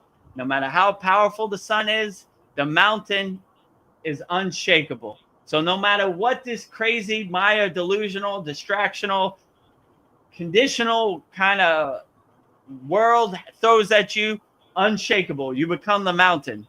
You can't be moved no matter what happens, right? Whatever. Who's president? Can't be moved. What yuga? Can't be moved. Who wins the NBA finals? Can't be moved. You know, who wins the Super Bowl? Can't be moved. You know, what Kim Kardashian wears to the Grammys? Can't be moved. You know, whatever happens in the world, you are an unshakable mountain no matter what happens. So yeah, that's what I would say. Light, dark, you know, whatever happens, World War III, no matter what, you know, unshakable mountain. So always be an unshakable mountain, no matter what the circumstances are happening beyond your control, outside you. Yeah. Paul had another comment. He also says it is also due with our position in our solar system's revolution around the great central sun of our galaxy, similar to the Earth's revolution around the sun. We get winter and summer, and we're now moving into the photon belt like summer. It's supposed to help with our spiritual evolution. Oh, interesting. Help away. So whether it's spring, summer, fall, or winter, unshakable mountain. You know, however far the sun is away, unshakable mountain. Whatever the aliens are doing, unshakable mountain. So just make everything your unshakable mountain practice. So regardless of what happens externally outside you, you have no control over. Just control your inner kingdom. And the best way to control your inner kingdom is just radiate love and positive energy and not get attached to anybody else's story or whatever happens, you know, like, so you just become an unshakable mountain no matter what happens. That would be my best advice, and that's advice I'm actually living in the present moment. You know, it's a good reminder to me to be an unshakable mountain. Whatever happens, I don't care. Unshakable mountain, you know, or you create the affirmation, this doesn't serve me in the present moment, you know, like knowing how far the sun is away or what yuga it is, or don't wait for others, for universal spiritual energy. You create your own. You become a nuclear power plant, creating your own spiritual energy. So if that energy comes, great. You have more energy. If it doesn't come, you still are creating your own energy. So you become a nuclear reactor, creating your own Shakti, your own prana, your own energy. So no matter what happens in the universe, you still have a reservoir, a bank of prana, a bank of Shakti that you can access anytime. So I wouldn't depend on anybody else to save you. I would save yourself. And like I said, become a unshakable mountain, become a nuclear reactor. No matter what happens, you create your own energy. That brings about a question. Do you know how to concentrate like a linga? Yeah. So in this week's class, we started a new thing where we concentrate our mala beads, right? So Paul brought his mala beads in this Saturday class, and I asked him what mantra he resonates with the most, and I consecrated it. So a linga, I also consecrate, right? I look for the opportunity. Sometimes we do a practice which is called a P-shakam, which a P-shakam is like pouring milk over the lingam, pouring honey over the lingam, putting rice on the lingam. You know, basically the lingam is a symbolization. If you know the story about Shiva, where he swallowed the poison, right? He swallowed the poison to save the world, right? The devas, they were how could I say, they were trying to destroy the world, and Lord Shiva, without thinking, swallowed the poison, and that's why he became what do they call it, Nalakand, which means like blue-throated one. That's how his throat became blue, because he swallowed the poison. So they say in Vedic stories that when you pour water over the lingam, it cools Shiva down to help him not get so hot and not be so uncomfortable with the poison in his throat. So that's kind of the symbolization of pouring over the lingam and consecrating the lingam and doing all that, you know. So yeah, maybe if you want me to consecrate my lingam, maybe in the next class we do it, you know. Okay. It's like a statue, though, right? Like they have statues in India. And Yeah, it's like a little. It's basically a.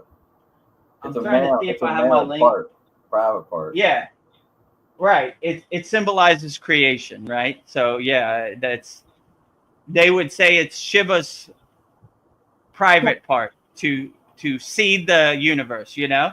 I mean, not to be too crude, but you know what I'm talking about. So like yeah, I usually have a lingam. I think they're all inside, but I usually have a couple. So yeah, so it's a round kind of stone. It has no beginning and no end. So it symbolizes the circle of life, you know, like the infinity stone kind of, right? Like it's like a circle. And then some Shiva linga or lingam, they have like a bottom part, like a base where the water kind of drains out, you know.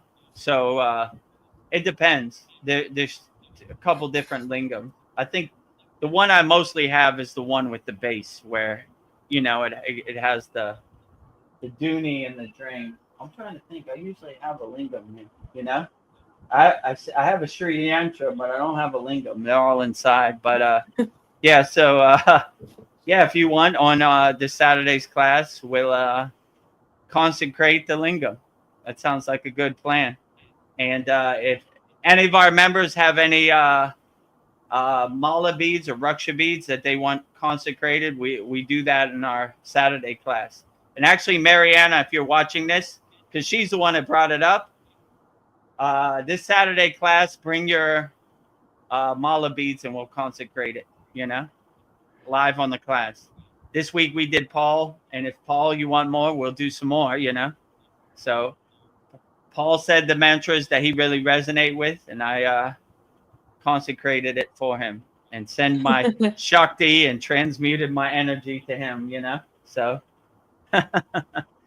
Paul, if you're on YouTube, put it in the chat. Yeah. Let me know how effective that was. But we offer this to all of our members. So anybody has any Raksha beads or anything they want consecrated, we definitely do it in our class. I had a question about mala beads. When your guru gave you his mala beads, did he ask you if you wanted a mantra prayed over your mala beads? Did he do the same thing you did for Paul? I mean, he didn't ask me. In the Himalayan yogic tradition, they don't really ask. They just do, So, but yeah, he said the mantra that he felt was most appropriate when he gave me the mala beads. So, they don't really give me. That's a good question. Actually, it wasn't. It was more of a Himalayan yogic dialect, right? Which I wasn't familiar with. So it wasn't one I was familiar with. So I don't really even know what he says because I don't understand Hindi. But if he said it was what was the most powerful, then I believe him.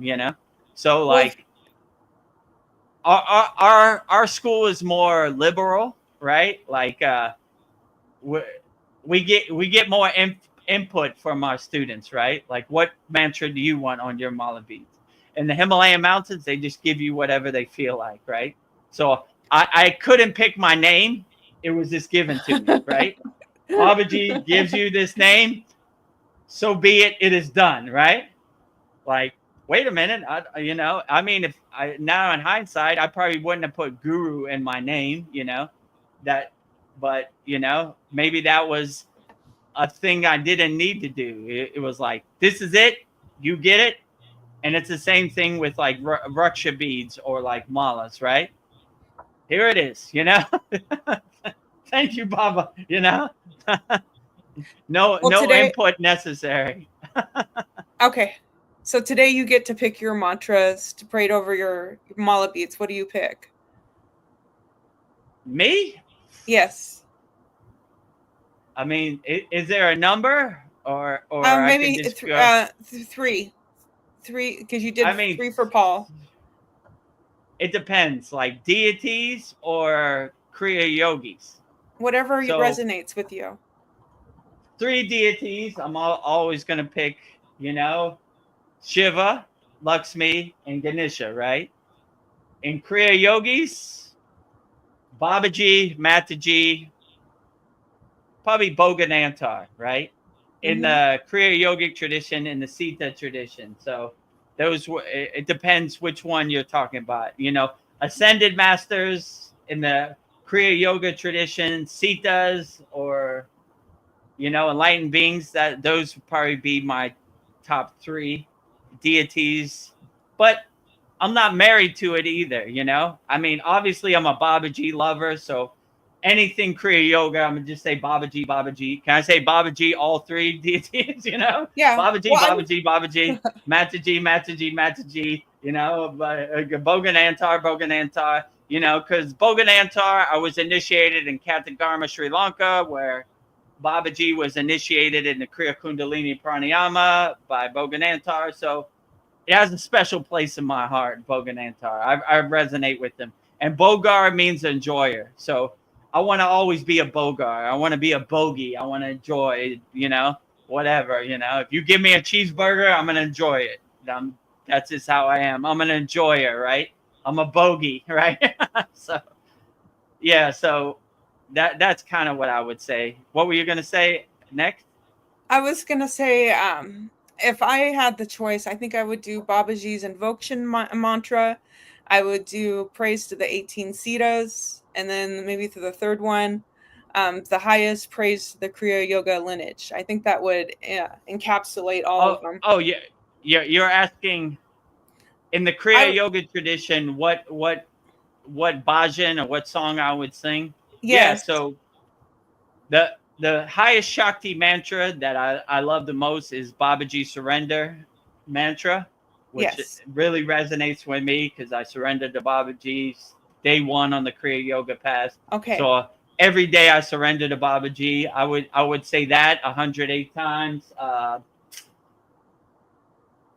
I mean, Babaji's invocation mantra is another one because you're like invoking Babaji inside you as you, but that's a long one. So that would take like 20 minutes to go through 108. It depends. If I had no time restraint, I would just say them all. Homage to the 18 seaters. Yeah, that's a good one because it kind of covers all 18 seaters. You don't leave any of them out, you know? I mean, I'm sure there are more seaters than 18, but it covers all the bases, you know? Yeah. So, yeah, that's a pretty good one. I mean, it just depends. Like, I'm not married to any structure. It just depends how I feel on certain days. Like, you see in the Yagna, some songs I sing and some songs I don't sing, you know? It just depends what resonates with me. And some days I would be like, man, I'm feeling really enlightened. I'm feeling really glowing, right? Or a Root Param Jyoti 108 times. Yeah. Or Gayatri Mantra 108 times. So it just depends how I'm feeling in the present moment, you know? If it feels like a real Kriya Yogi Ascended Master day, then I would have a different 3. If it feels like a real divine inner light, lighting my inner lamp, lighting every cell of my body, then it would be like a Root Param Jyoti or a Gayatri. You know, it just depends what I feel like. So yeah, I'm not married to anything. I pivot, I change course direction. So depending which way the wind is blowing, that depends on my 3. Nice. But yeah, you gotta go. Could change. Yeah. Oh, it was nice having you. Yeah, it was great. Thanks for stopping by, Brendan. And yeah, you're always welcome here anytime. You don't have to stay for the whole 4 hours. You know, however long you can. We always enjoy your company and pop in anytime. I did do an hour earlier. We were in like an hour earlier, so that is like 2 hours. You were able to ask all the questions you wanted, Brendan? Yeah, I mean, my main ones were about the techniques earlier. You know, these ones were kind of just like for fun. Yeah. Yeah. Yeah, these ones were more tongue in cheek. Yeah, those are good questions. My body's been I haven't really got to like look at any new things. So I really haven't. These questions were like a week old or a week and a half old. They were all old even earlier. So I'll have new questions. So yeah, well, if you could join us on our Yagna on Saturday and our class, feel free to ask whatever questions you want, you know, wholeheartedly. Thanks for letting me be here with you guys. Thank you for coming. Yeah, thank you for coming. May you have a great night and God bless you always. Jai Babaji. God bless all you guys.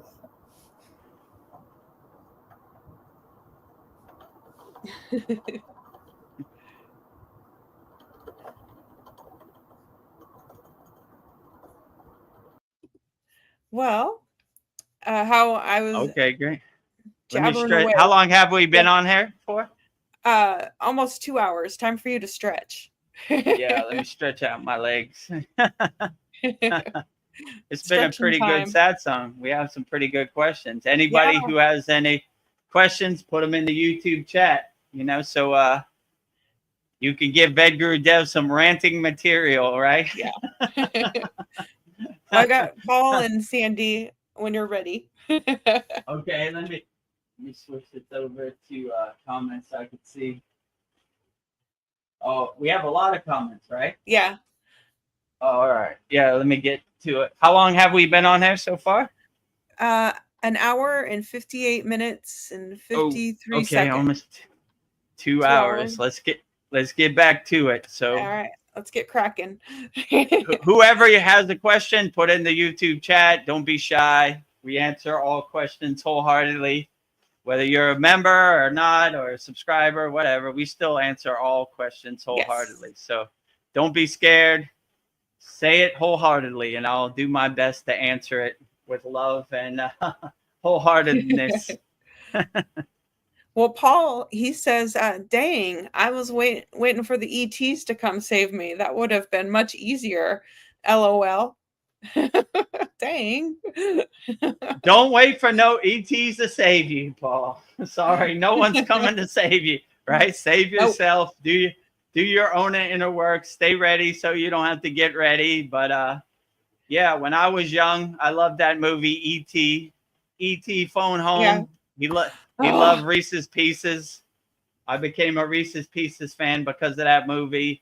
And when E.T. died at the end, I was so sad. It was devastating. Yes. It was devastating. It crushed my life for a whole 2 weeks. I couldn't stop crying. Yeah. I had an E.T. stuffed animal, and why they did that to E.T. It didn't sit well with me, even in the 80s. You know, let E.T. be okay. Don't dissect him. Yeah. Let him phone home. Good, you know. Yeah. So yeah, E.T. Phone Home, right? I thought I was that kid. I forgot his name. And what's that girl's name? Drew Barrymore? That was her name, the little right? girl, yeah. The little girl, yeah. E.T. was hiding in the closet, and he went trick-or-treating. So yeah, that was great. That's probably in one of my top 5 movies. Yeah. But yeah, I didn't like it when E.T. passed away. That was not cool. Very, very upsetting. It was my very dad, upsetting. Yeah, I remember seeing that movie, and I just go around the house, E.T. phone home, E.T. phone home, yeah, and my dad made fun of me. E.T. Phone Home, yeah, Reese's Pieces, you know. Oh yeah, and he made the bicycle fly by the moon. Yeah, that was the movie poster. Yeah, that was cool, right? Yes. Stop chasing E.T. Leave him alone, right? So yeah, learn from their mistakes in that movie, right? Don't dissect E.T. E.T. is a nice, loving, celestial being. Hide him in your closet and feed him and give him Reese's Pieces and take care of him. You know, it's hard being E.T. out here. Yeah, we were probably both really depressed at the same time that we were watching that. like, I mean, when I was younger in the 80s, that was earth-shattering, right? Yes. I shed many a tear for E.T. That was for sure, right? Yes. My whole life was E.T. at that time. I had the stuffed animal. I don't know, when you went to McDonald's, they had the glasses, E.T. and you know, like whatever souvenir they had, I wanted E.T., right? Star Wars and E.T., that was my thing, right? Mm-hmm. So I'm dating myself, right? All the action figures, E.T. and Star Wars, right? You know? I remember when I was younger, my brother got for Christmas the Ewok Village, you know, the Ewoks, oh, wow. You know? Yes. And I was like, man, he won the lottery. He got the Ewok. Those Ewoks are so cute. Yeah, I love the Ewoks too, right? You know? Yeah. I forgot what movie that was in. Return of the Jedi or Empire Strikes. One of those movies. They were up in the trees and they had their tree house. And, you know, I'm a Chewbacca fan too. You know, Chewbacca.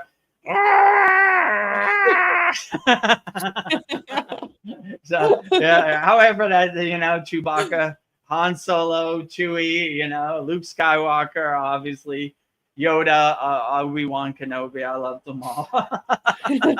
So if you were born in I don't know, the 70s, 2000, or you were born in 1990, you have no clue what I'm talking about. But if you were born in the 70s or 80s, you probably have some idea what I'm talking about, you know.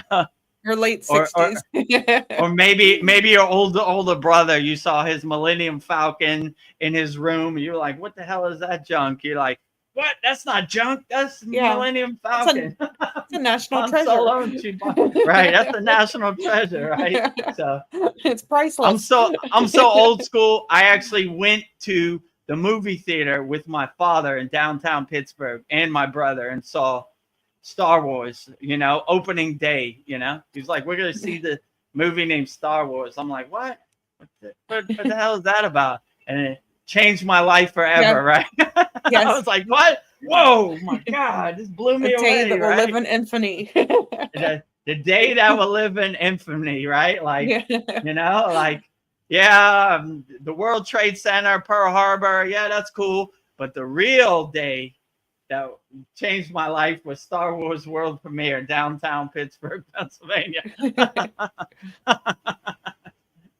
Yeah, they're kind of like little yogis too, like learning to use their inner self, their powers.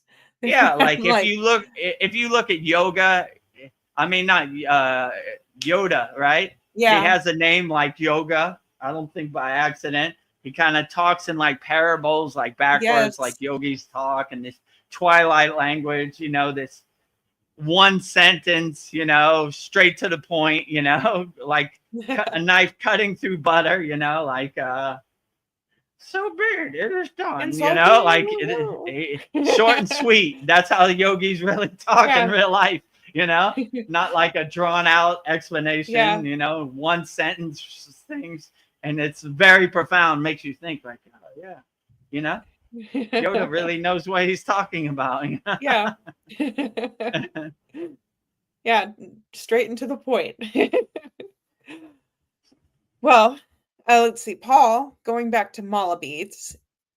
Did I put this up? He says, yes, my mala beads are doing great. Energized more. I also like holding them in prayer hands, like you showed me, showing them some love. Yeah, I thought that was cool too. Yeah. Yeah, when you're not actually counting them, I like to hold them in my hands too. Like if you say like three mantra japa, it's good to hold them in your hands, If you do 108, it's good to count them, because you're when you really focus your energy on the mala, you kind of lose track. So that's why each mala has like what's called a guru bead, which lets you know it's 108. So when you get to 108, you could really focus on the mantra. My guru used to say, saying mantra japa is like walking a tightrope across the Himalayan mountains. We're aware of the height. We're aware of the height and the height we're at, and the height very below, centered. but we're laser focused on the tightrope, and that's how we do mantra japa. So I always take that to heart. So I definitely get in like a trance or a hypnotism. I mean, you'll see we have a new thing called Mantra Monday, and we filmed it just before the satsang. So it's pretty profound, right? And you can see I get into that hypnotist trance-like state. So I need that. I'm feeling for that guru bead, because I have no clue what number I'm on, So if you see me looking at it, maybe I'm looking at it lightly, like, man, maybe, like almost home, So I basically show you in Mantra Monday how to count mantra japa, which, if you're a member of our Kriya Yoga Masterclass, you already know we have a very great, a better class. But so if you want, we'll make like a mantra playlist. And if you want me to give you mantra diksha every week, I'll give you a new mantra. This week we did Babaji, and in the video, you'll see Babaji sitting right next to me. If you don't have a mala bead or a raksha bead, Veronica shows you how to count on your hands. 1, 2, 3, 4. So each finger is 4 parts. So she's actually doing that in the video, so you could see. So if you have a raksha bead or you don't, you could still find profound benefits from doing mantra japa. subscribe to our YouTube channel, and you'll see it this Monday, at Vedagurudev. So with the avalanche of other videos we have, I think we have almost 400 or 500 videos now in there. We're pretty close to 500 videos. and we're almost home to over 1,000 subscribers. So if you're not subscribed, please subscribe, join our Kriya Yoga family, support the movement. Just click the subscribe button. We're almost home. So get us over that 1,000 mark. Your support is definitely appreciated. And join our free Kriya Yoga school, freekriyayogamasterclass.com. We have over 530 like-minded yogis and yoginis from all around the world. They have a cool feature on SKOOL where it says up top next to the classroom, it says map, and you'll see where all the members are from. So around the world, we have a lot of Indian members because yoga is the Indian national treasure. So Indian approved. Vedagurudev, the Kriya Yoga it's not easy to get Indian approved. Oh, they don't approve anything outside of India, right? Like, I've had Indian people tell me that the guy who sells, I don't know, stuff at the corner store is more qualified yogi than I am, just because he was born in India. So to get India approval is very hard. So they only approve other Indians, right? So I appreciate the seal of approval from Indian people in our free Kriya Yoga school. And if you want to join 50 other members in our paid community, kriyayogamasterclass.com. Those are where the advanced techniques are. That's where you see the yagna, and I give you one-on-one coaching and walk this Kriya Yoga path with you. So Veronica, Mariana, Paul, Brendan, all the people you see on here are members of our Kriya Yoga Masterclass. Yes. So we have a very interactive, loving community in there, but no pressure. All the information's on the screen. Pick which resonates best with you, and let's plant the tree and start the journey today. Yeah. You get a lot of Kriya Yoga goodies here. You won't get them anywhere else. So a smorgasbord, a buffet of Kriya Yoga, right? Like hundreds of Kriyas, right? We're not going to gatekeep it. We're going to give you as much wholeheartedly as we can, right? Yes. And try to give you the tools and the stuff you need to integrate into your daily life. All day, every day. All day, every day, no pressure, right? You choose which is the best path for you. Well, Brendan, he says nice 3 times. Nice, nice, and nice. Nice, nice, nice. And then we've got Sandy. She says, LOL, right. Although it may still be possible, Paul. I did see that UFO as a child. Yeah. The aliens will save us, right? ET phone home, Come one, come all. I'm not going to jump out the window. Nor do I need anybody to childproof aliens. Let's see. I'm looking for that boogosphere. He's maybe somewhere around. Maybe I got more guide trees. The more I call the boogosphere. So boogosphere, grays, whatever alien you are, however your form is, long as you got divine inner energy, you're always welcome at my house for tea. My door is always open. My welcome mat is ready. Oh, speaking of the boogosphere, I guess there's the Sri Yantra symbol is engraved on it. I thought that was interesting. Whoa, really? Yeah. I just saw a video of it. Nice. I didn't know that. Yeah, send that video to me. Sri Yantra, I definitely love it. Here, I have a 3D Sri Yantra here.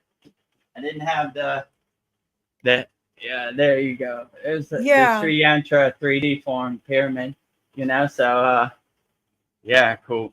I love the Sri Yantra too, obviously the deity, the Devi I resonate with the most is Lakshmi, and her yantra is the Sri Yantra. So I love the Sri Yantra. So yeah, me too. Yes. post that video in the school. I definitely want Okay, to see I need that, to go find you know? it. Because when you posted the Gayatri video that the Yeah. boogie spear was going crazy, I was like, yes, you know, I brought like a tear to my eye. I was like, this boogie spear is real. Like, it loves Gayatri. Yeah. I love Gayatri. Outstanding. Boogie spear is the truth, you know? Now that you tell me the boogie spear has the Sri Yeah. Yantra engraved on it, boogie spear is the super truth, right? It's probably a spear directly from God. Yeah, No the other first way. time I saw the Sri Yantra symbol, it's just like I just got drawn into it, and I was like, I Yeah. painted it. But I love all of the yantras. I want to paint them all. I love the sacred geometry. I just Yeah. there's some Yeah, I like it too. Yeah. It really resonates with me. So how do you work with them? Do you just like meditate on them and just stare at them? What's the best way that you know how Yeah, to so activate them? I met it. They have a circle in the middle of it. It's called a bindu, right? So I Yeah. focus on that point, and it kind of activates it and lights it up, you know? And I see all these yantras as a geometric projection of God, right? So Yeah. I see the yantra, the Sri Yantra, as Lakshmi. So I pray to the yantra the same way I pray to the physical form. So it's just a geometric form, a representation, a symbolization of Lakshmi. So all the yantras, I see the God inside the geometric pattern, right? So it's like instead of a statue, it's a symbolization in a geometric form of the God. So I see the God in all yantras. So yeah, that's probably the best way I would put it, the way I pray to each yantra. But I mostly focus in the very center, in the middle. It's called a bindu point. Yeah. And then I get into a trance or a hypnotism, and it kind of lights it up or it projects it up, you know? So yeah, that's the way I would say. So sometimes I resonate in the 2D form. Sometimes I resonate in the 3D form, but I love them all equally. They're Yeah. all a representation of powerful. Lakshmi. Yeah. So they all carry divine energy. So I always like the fact that the Sri Yantra in the 3D form is a pyramid, like the Great Pyramid of Giza, right? So obviously they had higher technology, advanced knowledge, you know? Anybody who makes a pyramid is beyond our comprehension. We still can't explain it to this day, right? What they did thousands of years ago. So Yeah, and they say wherever that they got this information is beyond my comprehension, above my pay grade. yeah, I keep hearing that Shiva's mountain, what is it, Mountain Kailash is actually the Sri Yantra. That's what it is underneath everything. That's what it supposedly looks like. But I have no proof of this. It would not surprise me one bit. I've been to Kailash. It is a nuclear reactor of divine energy. Yeah. How? I have no clue, but it is definitely vibrating on a divine frequency that no one can explain, let's say. And if in the middle of Mount Kailash they had a Sri Yantra, it wouldn't surprise me at all. Yeah. It would make total sense. Like it is this it is a nuclear power plant of God energy. Let's say it like that. Like it is no mistaking it. Like the lake up there, everything about it, it just is vibrating it. You're like hypnotized and in a trance by it. Like I there's no explanation for it. It would is make definitely sense. holding Shiva's energy beyond my comprehension. I'm just blown away just thinking about it. It's like 24-hour divine vibration that is 100 times more powerful than a nuclear power plant. How? I have no clue. Yeah. And I'm definitely not going to listen to no person in a white coat of how it works. It's beyond everybody's comprehension, even people who wear white coats. Like, I'd say all the glory to Shiva. Is the greatest of it is a great symbolism. And when my guru said during the C word you couldn't go there, so you only can look at it as a distance because it's on so-called China land. India and China has that dispute, right? So it's a sad day that they won't let pilgrimage yatra Hindis go to their sacred place, So Yeah. I'm glad I got to go there before they closed the door, Yeah, But definitely. what a powerful place. Like, if you want to go to a real divine, powerful place, Kailash is the top of the food chain. I mean, Lord Shiva, the highest of them all, pure consciousness, Adi Yogi, all of the above. I mean, if you could pick one place in India where you would feel the highest energy, I would probably say Kailash is that place. Yeah. I've been to all different kind of places, but this is on another level. Like, I mean, I'm getting goosebumps even thinking about it. Like, it's that beyond my comprehension, unexplainable energy type of place. So if you have to leave your house and you have to see the places in India, that's where I'm going. I would probably go to Kailash. It's a little bit of trek, it's a little bit of hike going up and down, but it's well worth it. If you're able to leave the comforts of a home behind and go to some place that will change your life forever, I would go to Kailash, and yeah, definitely. And it's for everybody. You don't have to be a devotee of Shiva. I mean, it would help, but Yeah. you there's no way you wouldn't feel the energy, in my opinion. Maybe there's some people who haven't, but I don't see how you couldn't. It's like standing next to a nuclear reactor, Like, there's no way you can't feel it. You just feel it in every cell of your body. So yeah, I would say if you want to go to the most spiritual place, in my opinion, more than the pyramids, which I've been to, of Giza, more than Satupan Lake, which I love too. That would probably be my second. More than Katagarma, Sri Lanka. I mean, there's millions of places, especially in India. You can't drive 10 feet down the street and not see a temple. But I would say this is probably the most profound place I've ever been. I would definitely say. Yeah. So it's a national travesty that Indian people have to look at it from the Indian border, So hopefully that can be worked out. And yeah, Chinese people gives Kailash back to India. I doubt it, but you should share it. Like, well, at least make it like a national park or something. Like, this is international. This is universal soil, right? No one can claim it, right? Like the ocean or something,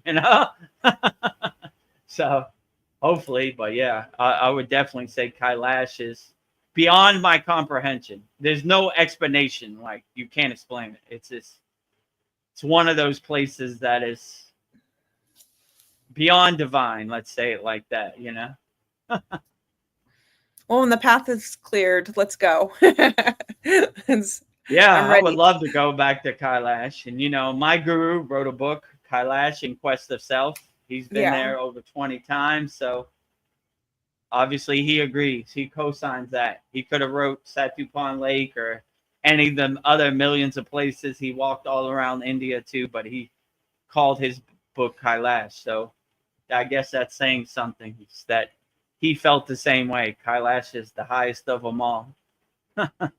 So hopefully we can take a pilgrimage, a yatra to Kailash and all these other places. That would be a dream come true. Let's say it like that. Going back home, crossing it off my bucket list once again.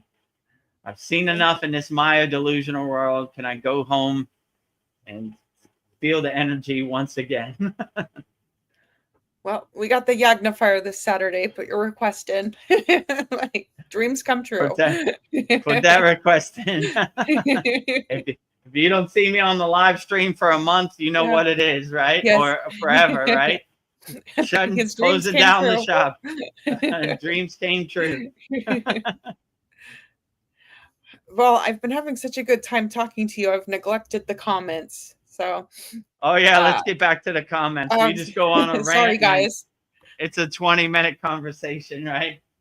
Yeah. You got me have more. Are you dreaming of Kailash. I'm in my dream world in Kailash, so I get lost. Lost in the sauce. Lost in the sauce. Well, Brendan says thank you, guys. And thank you, Brendan. Sandy says thank you and a heart with diamond. Thank you. Diamond emojis all day. Yes. And Brendan says, I love you guys. I love you too. Love you too, Brendan. Love all of our Kriya Yoga family and everybody out there on YouTube, and love unlimitedly, wholeheartedly. Everybody, everywhere, no matter what your flag is, no matter what your skin tone is, no matter what your religion is, no matter what your language is, whatever. Love wholeheartedly. Love for all beings, no matter where you're at. Paul wants to know, which is the Babaji surrender mantra? Is that just the standard one? Oh. No, so the standard one I say is the Mula mantra. So Babaji surrender mantra, I think it's in our 39th class. I gave mantra diksha for that during Babaji's Utsav, during Babaji's birthday. If I'm not mistaken, that was when I said it. So yeah, go in our classroom and go back to the 39th class, and it should be there. Babaji surrender mantra. That's when I gave mantra diksha for it. And it has the PDF notes and how to pronounce it and everything. So yeah, that's a good one. That's my probably favorite go-to that I always go to. I mean, I go to them all, but if I have time for one, Babaji surrender is my go-to, you know? Oh, let me see. What is Paul saying? As with many movies, E.T. was based on real events. I heard the story a whistleblower told about how he helped an E.T. escape military capture and return home. Mm. They just people with families just like us. Yeah. Yeah, I agree. Yeah. If I meet it, E.T., if you're out there and you're hiding and you need help and you want to get away from the government, come take sanctuary. You have a safe house at my house, right? I'll hide you in my closets. I'll go buy some Reese's Pieces. You know, I'll try to make sure you have safe passage back home. And this is a good question too, because when I was a DJ and I traveled around the world, I realized I've been to Dubai like 1 million times. Everybody around the world is not bad people. They're just trying to feed their family and be happy. You know, there's bad apples and everywhere, you know, but they are the 1%. The most people are just trying to live a happy life. So no matter what their God is, no matter what their religion is, no matter what their skin tone is, no matter what their flag is, they're all basically trying to live a happy life and feed their family, no matter what country they come from. There's a couple bad actors, but there's a couple bad actors in America too. So a couple bad crabs shouldn't define the whole bucket, right? You know, so they like to put the spotlight on the bad actors, but majority of the people worldwide are trying to just feed their family. Same with ET. You're right. My intuition is that aliens or ET, they're just trying to be happy and feed their family and, you know, live a blissful life, you know? So if you need sanctuary or a safe house, I'm going to put it all on the line and risk everything to make sure ET gets home safely. ET, you can't safe go passage, home. My friend. Safe passage, my friend. You know? And my friend used to say and this is funny because this question comes from Paul. He says, My name is Paul, and I don't know none of y'all, right? What happened to ET? Where's ET? What? ET? Where? I don't know. I've never seen ET. What happened? Nothing. Salute to you, my friend. Safe passage, right? We have drone footage that ET was here. I don't. What ET where?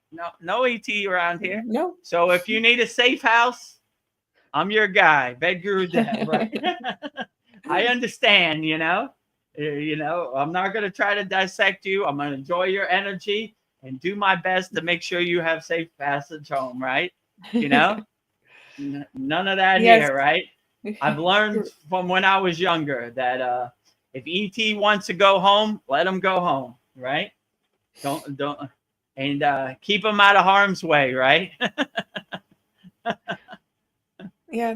Well, if more ETs might show up if they felt like we were all safe, but most people would get scared and wanted to. They're safe over here. No fear over here. So, no fear here. If you need a safe house or a sanctuary, ET, come home. Yeah, you're not gonna freak out. You need a pit stop. My bed is your bed. You want to sleep in my bed? Go ahead. I'll sleep on the floor.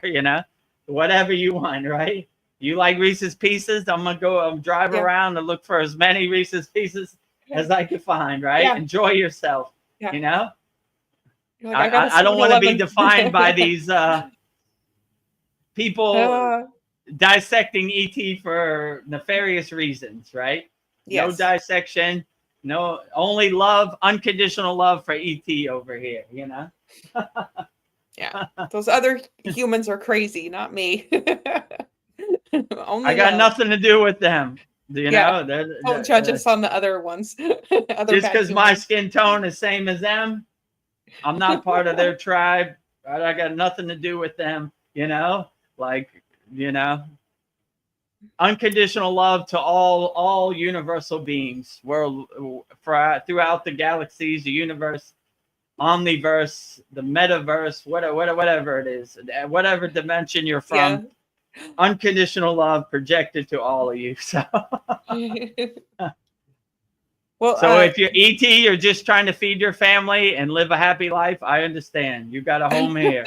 My casa is your casa, right? My casa is su casa, right? Yes. My home is your home. My home is your home. Well, Sandy says, speaking of vibrating, this just happened. My sister walked into my home and said it feels like the floor is vibrating. My partner and I work with spirit daily, meditate, etc. Connected? Oh, that's cool. Oh, yeah. I would definitely say the higher you raise your frequency, the more you become aligned and the more you become connected. And your house becomes like your ashram, becomes like your temple, and it becomes like a pyramid, like the Sri Yantra, just radiating that higher frequency, that higher awareness. So I definitely would say that wouldn't surprise me at all. And to people who aren't, when you're on a higher frequency, you take it for granted. But when somebody who's not on your frequency comes, they'll really feel it, right? Like, whoa, like all the yantras I've done in my house. One of my friends who is a Brahma Acharya, when he came to my house, he was like, the energy here is so outstanding that it's almost like I feel like Lord Shiva put like a protection shield over your house, right? Oh, so wow. There would be no way that any nefarious being or any lower frequency being would come. It would feel like trash to them. They would be scared of it, right?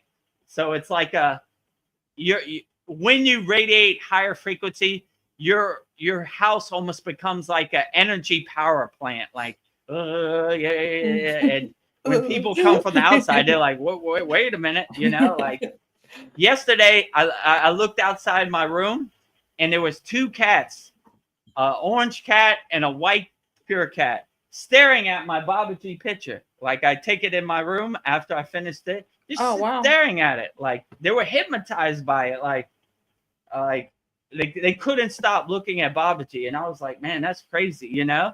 And, you know, like when I saw them, I started chanting Om, and then their ears went back and they just got into like a hypnotized state, right?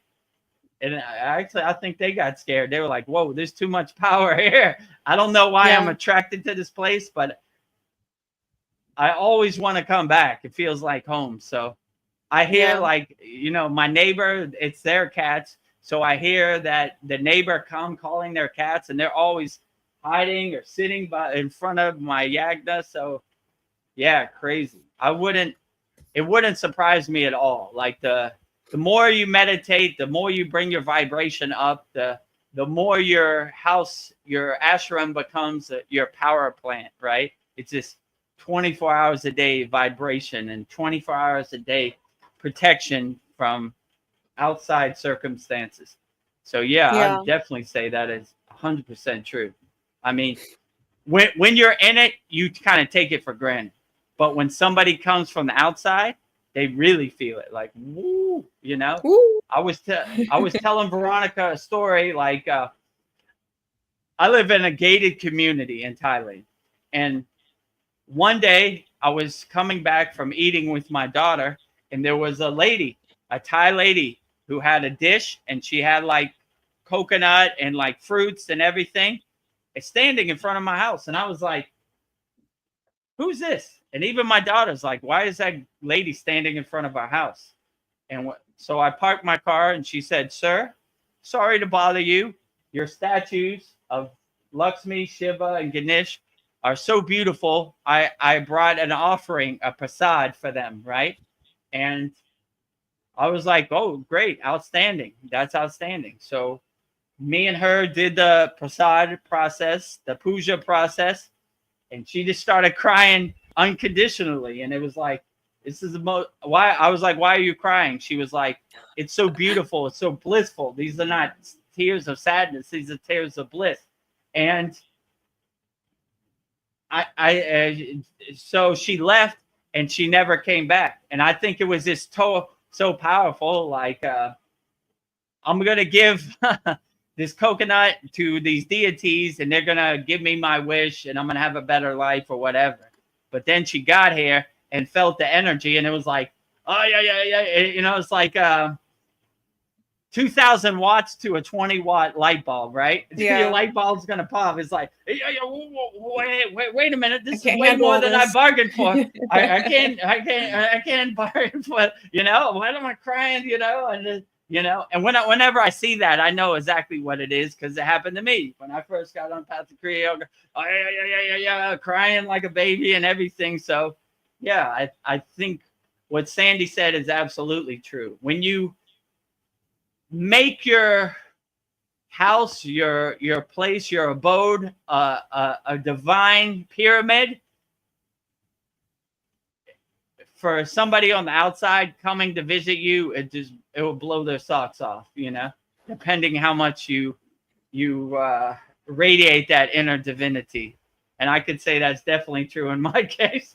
I've had many experiences. Well, Sandy says, I can't help it. It feels like it's connected as we work with energy quite intentionally. We are all transmuting light and frequency beings. They might be why animals are always coming here. I was so excited to see a raven on the light post outside my home today. They're main spirit guides of mine. Oh, and oh yes, cats are also drawn here also. And when you were telling your story, Sandy was like, wow, that's beautiful. Yeah, definitely. When you have pure divine energy, you'd be surprised of the confirmations that come, the things that happen. I mean, I can't even make these stories up. Like these cats, these birds, these butterflies. I mean, if you've seen other satsangs, we don't have a audience of butterflies today, but there was a monkey sitting on my Shiva statue. That was another crazy story. I can't explain any of this. Audience of squirrels, birds, any sentinel being you could think of. I don't know why they're attracted to the energy, but it's a good confirmation, or it's a good signpost for me that I'm going the right direction, right? Like, yeah. So it's almost like, how could I put this? Your house becomes a pyramid, and the pillar of light from the astral plane kind of hits your house, right? So it's like, I don't know, like a divine force field that comes over your house, and it's not a thing I aspired to happen. It's just a byproduct that happened kind of naturally, right? And it was like a good confirmation, like, whoa, look at that, look at that squirrel looking right at me, dead in my eyes.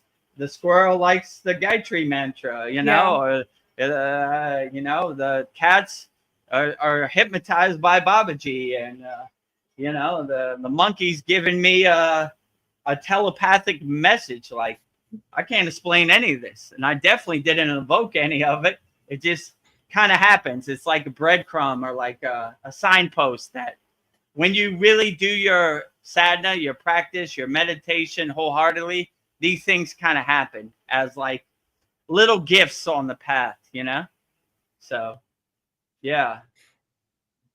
Crazy. Yeah.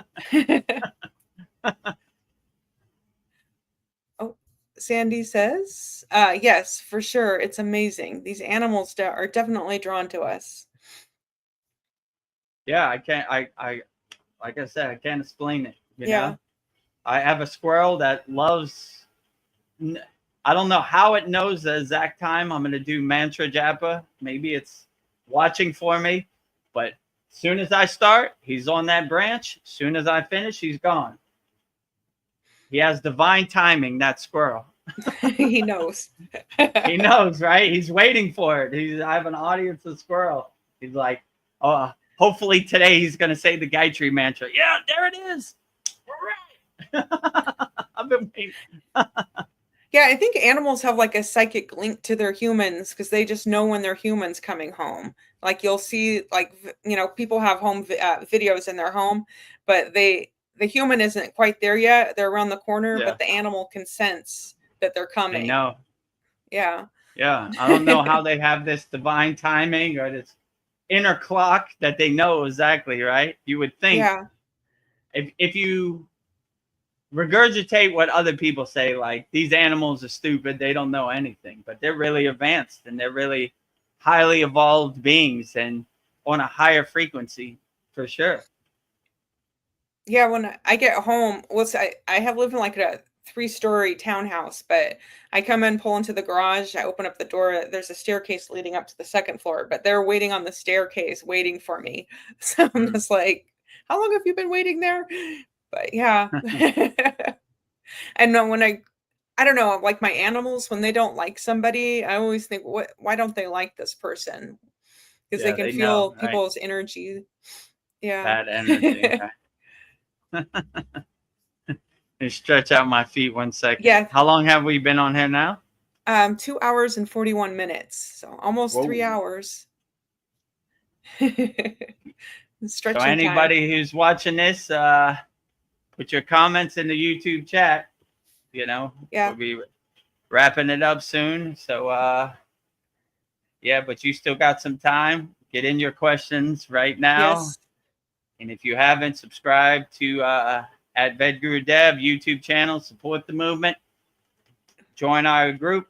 Join 530 like-minded Kriya yogis and yoginis from around the world. 100% free. kriyayogamasterclass.com. Click on the join the group button. Answer the questions. And if you like the value and you feel uplifted by Kriya Yoga, master the supreme science of Kriya Yoga. kriyayogamasterclass.com. No pressure. But whichever resonates with you, that is the best path. Yeah. Nothing to stop you. What is stopping you? Join today. Nothing. No. Money shouldn't be a barrier to energy to being the best Kriya yogi or yogini you could be. So if you like words I'm saying and it resonates with you, then support the movement. Any way you can. First 2 are free. Subscribe, 100% free. free kriyayogamasterclass.com, free also, you know. If you like it, then you can take the next step. But it's 100% up to you. So when we were talking about symbols and stuff, I've been thinking about the swastika symbol in Hinduism, it's in Buddhism and Jainism. It's a sacred symbol of good luck and prosperity and spirituality, a symbol of peace and prosperity in many cultures. And it was appropriated from the Nazis party. But I don't know, now the swastika is associated as a symbol of racism and supremacy or whatever. And I wonder if that symbol could ever be reclaimed as a positive symbol ever again. But, it's positive to me and the to most billions people. of Indians. Actually, I have it here. Let me get it. Yeah. It's in front of me. Yeah, so there it is, right there. Yeah, I think now that I know more about it, I think it's, it's positive. It is positive. Yeah. Like just because they hijacked that and saw the power and the yantra and used it for nefarious means doesn't mean I feel that way about it. I don't see anything Nazi about it at all. It's a Hindu symbol of wealth and prosperity and good luck. You know, I have it right in front of Lord Ganesha. It's his yantra. So I believe in it wholeheartedly.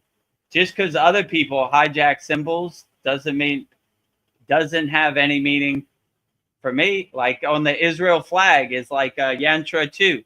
It's like an inverted star. Yeah. Right. The triangle up and the triangle down. Right. So it's basically saying as is above, as is below. That is like the yantra of it. But yeah, I've never, people hijack words, they hijack symbols, and you shouldn't feel any other kind of way about it, right? If it resonates with you, who cares what they did, They should be ashamed. They've used it for nefarious reasons. They took a divine symbol and they hijacked it, They have the problem. You don't have the problem. Just because you resonate with the swastika doesn't mean you have any ill intentions. So they should be ashamed, Yeah. Like I don't feel any kind of way about it. I'm happy to show my swastika on the YouTube live stream, right? I mean, if you go to any temple, they have it all over the place in India, right? Doesn't symbolize, Nazism. I don't. It doesn't have anything to do with Germany. So, I feel shame for them taking a divine symbol and hijacking it and repurposing it for bad means. That's bad. That's really bad karma for me, right? So I don't know, So I was thinking, but it shows how hypnotized and conditioned people are, right? If you believe you're, I don't know what you would say, the slave master, then their narrative becomes your narrative. If you don't believe that, then you don't have any. It can't affect you, right? And if other people say like, well, why do you have that Nazi symbol? Like, you ignorant fool, you have no clue what you're talking about, right? I got this in India. I didn't get it in, not a Nazi or anything. And I don't know, people want their projections or their story to become your story, That's not my story at all. I love the swastika, Why not? Lord Ganesha is the greatest, So if you don't agree, that's up to you, But I don't want your story or your projection. That you know what that is? That's a symbol of Nazism or whatever. I was like, you're a bad person. Not to me, it's not. To you, maybe, because you're lost in the sauce. You're hypnotized by the narrative. You believe everything you say. You regurgitate everything you see on the news, right? You heard what happened to Donald Trump.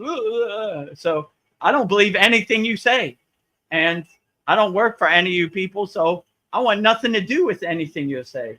keep your movie, your trash away from me. Yes. So Well, yeah, so yeah, go ahead. I was just thinking for my next painting, I'm going to do Lord Ganesh, and I was thinking I would Mm. put his symbol of the swastika in it. And I know it's going to Yeah, you disturb should. some people, but I want to bring it as a positive symbol, and I'm going to do it. I mean, like, who cares who it disturbs? If it Yeah. resonates with you, just Yeah. do it. Yeah. My Ganesh statue, I'm looking at his hand. His hand is holding up, and the swastika is on his hand too. You know, so thank you. you can't for really showing see me. it because it's behind Mataji. But yeah, you. Maybe I'm that's looking how I at it now. incorporate it. Yeah, his hand is up, and the swastika is in his hand. So you know. Thank you for telling me that. Whoa. I like this Ganesh too because it's like the relaxing Ganesh. He's comfortable. He's relaxed. You know. Yeah. He's leaning back. You know. He's not so stiff. He's a joyful, elephant-headed god. You know. Yeah. Lord Ganesh. So enjoy yourself, Lord yeah. Ganesh. So yeah, like I don't know. You know. Yeah. But that just goes to show you, like, people want their narrative become your narrative. I believe this, so this is the law and this is the rule. And I was like, no, I don't want none of your stuff over here. I don't want your trash to become my trash. I don't want your narrative to become my narrative. I don't want your God to become my God. Keep all that away from me, right? Well, you know what that is. I know what it is. It's a symbolization of good luck, you know? Yeah. If Lord Ganesha has it on his hand, then it's a true blessing for me. I don't want your ghost story, your cool story, bro, to become my cool story, bro. Cool story, bro. I don't want Felicia's story to become my story. Bye, Felicia. Get out of here with that. I saw on the news, and that's what it means. And the news would never lie to me. Of course they lie to you. Everything they ever said since day one of the news has been a lie. So, yeah, like, you know, you just get away from these type of people. Like, yeah, sure. You're going to tell me a story about the Himalayan mountains. I said in the last satsang, like, it always makes me laugh when they say, the Himalayan yogis are doing this, you know, and some guy named Bob Smith telling you, you're like, never seen them do that at all. Fake story. When were you in the Himalayan mountains? I never was, but I saw on Joe Rogan that they said this. Oh, get out of here, you know? Oh, boy. Yeah. You know what I'm saying? Same thing. Do you know that you are praising a Nazi symbol? Oh, my God. You have no idea. You have no idea. You have no clue, you know? Get out of here with your regurgitated stories, you know? Whatever. I want no part of it. You know what I'm saying? So, but yeah, they're out here for sure.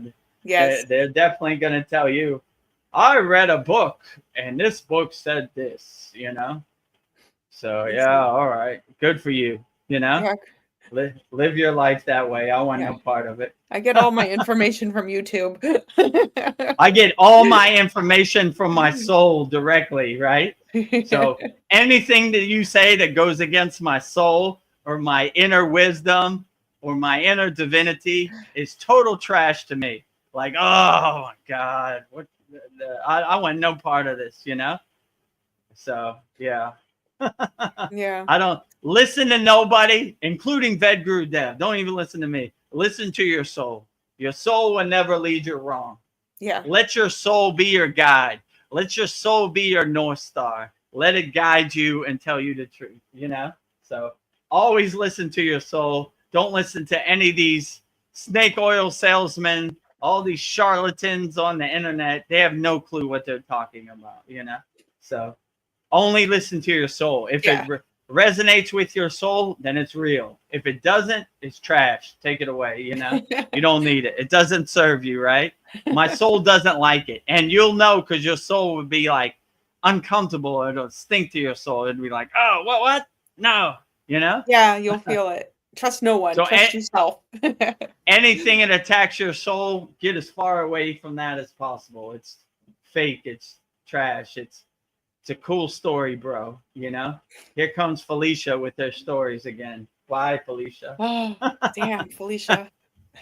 Felicia, just go away. You're bothering me. Well, Mariana, she says, sorry, I missed you. I'm sorry. Oh, first she said, my people. Then she said, sorry, I missed you. I'm sorry, you didn't miss us. Yeah, we're still here. Oh, Mariana, we said we took your advice in this week's class. We consecrated our mala beads. So we did the mala beads for Paul. And if you come to our Saturday class, then we'll do your mala beads also.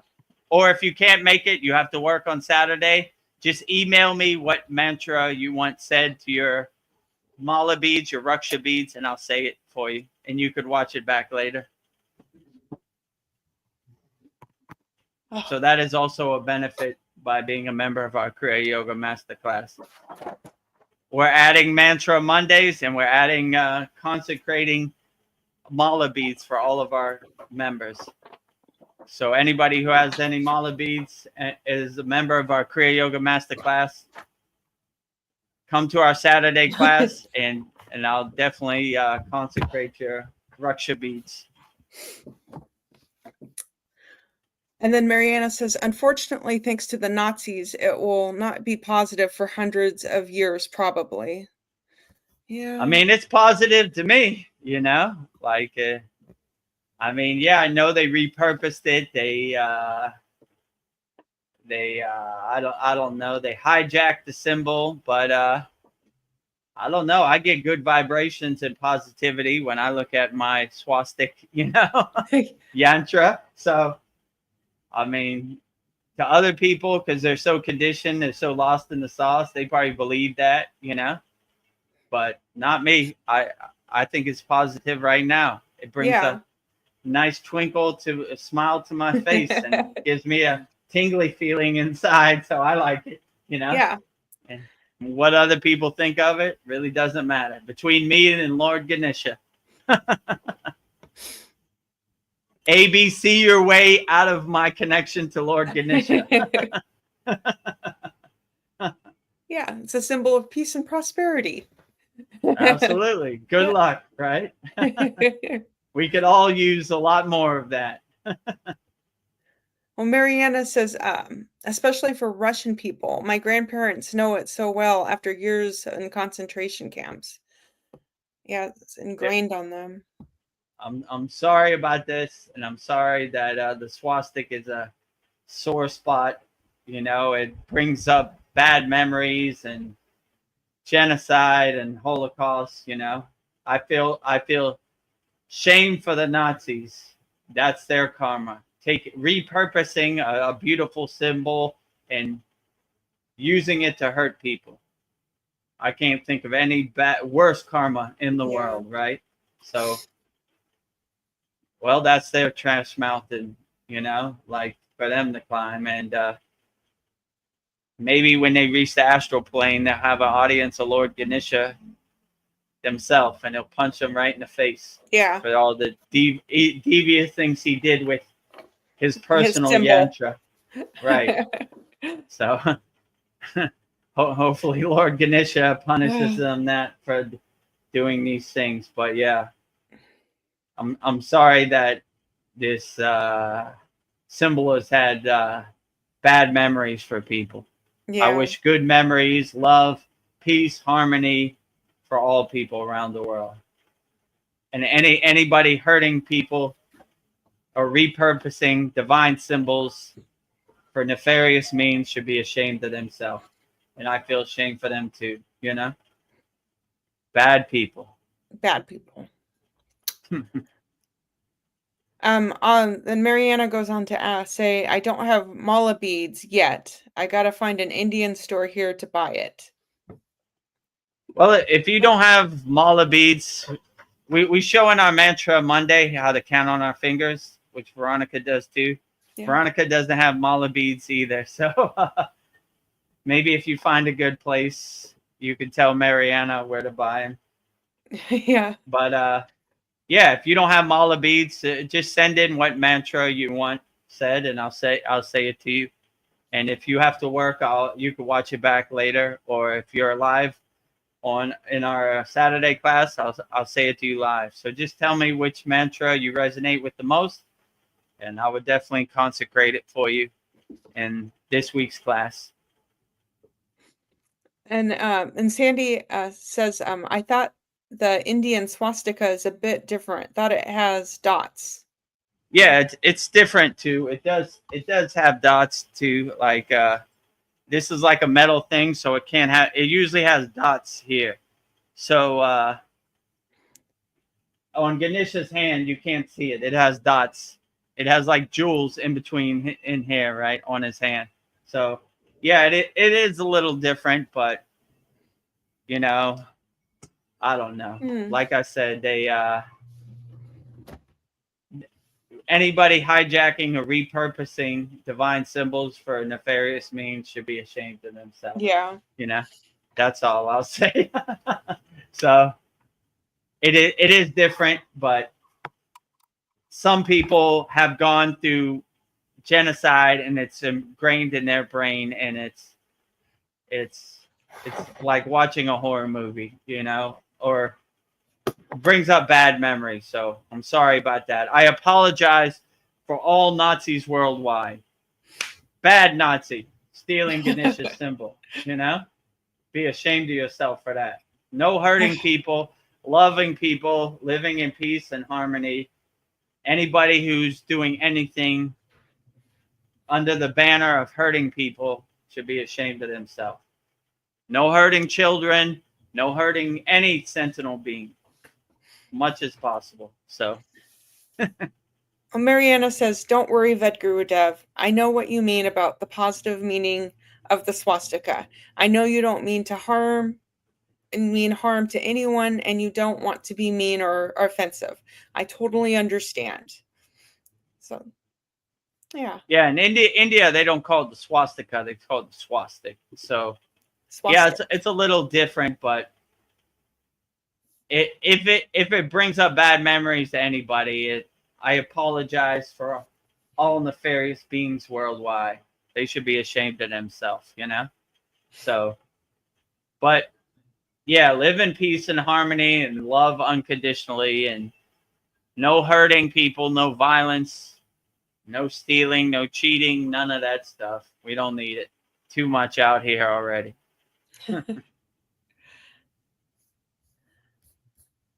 Well, we don't have any more comments on YouTube, so I will go with my questions. Okay, great. Yeah. What, in your opinion, is what is the highest spiritual sadhana, in your opinion, that you've done? The highest technique or kriya or sadhana? Yeah, sadhana. What's the high, in your opinion, the highest spiritual sadhana you could do? I would say reaching the highest levels of samadhi is probably the highest sadhana you could go, but it's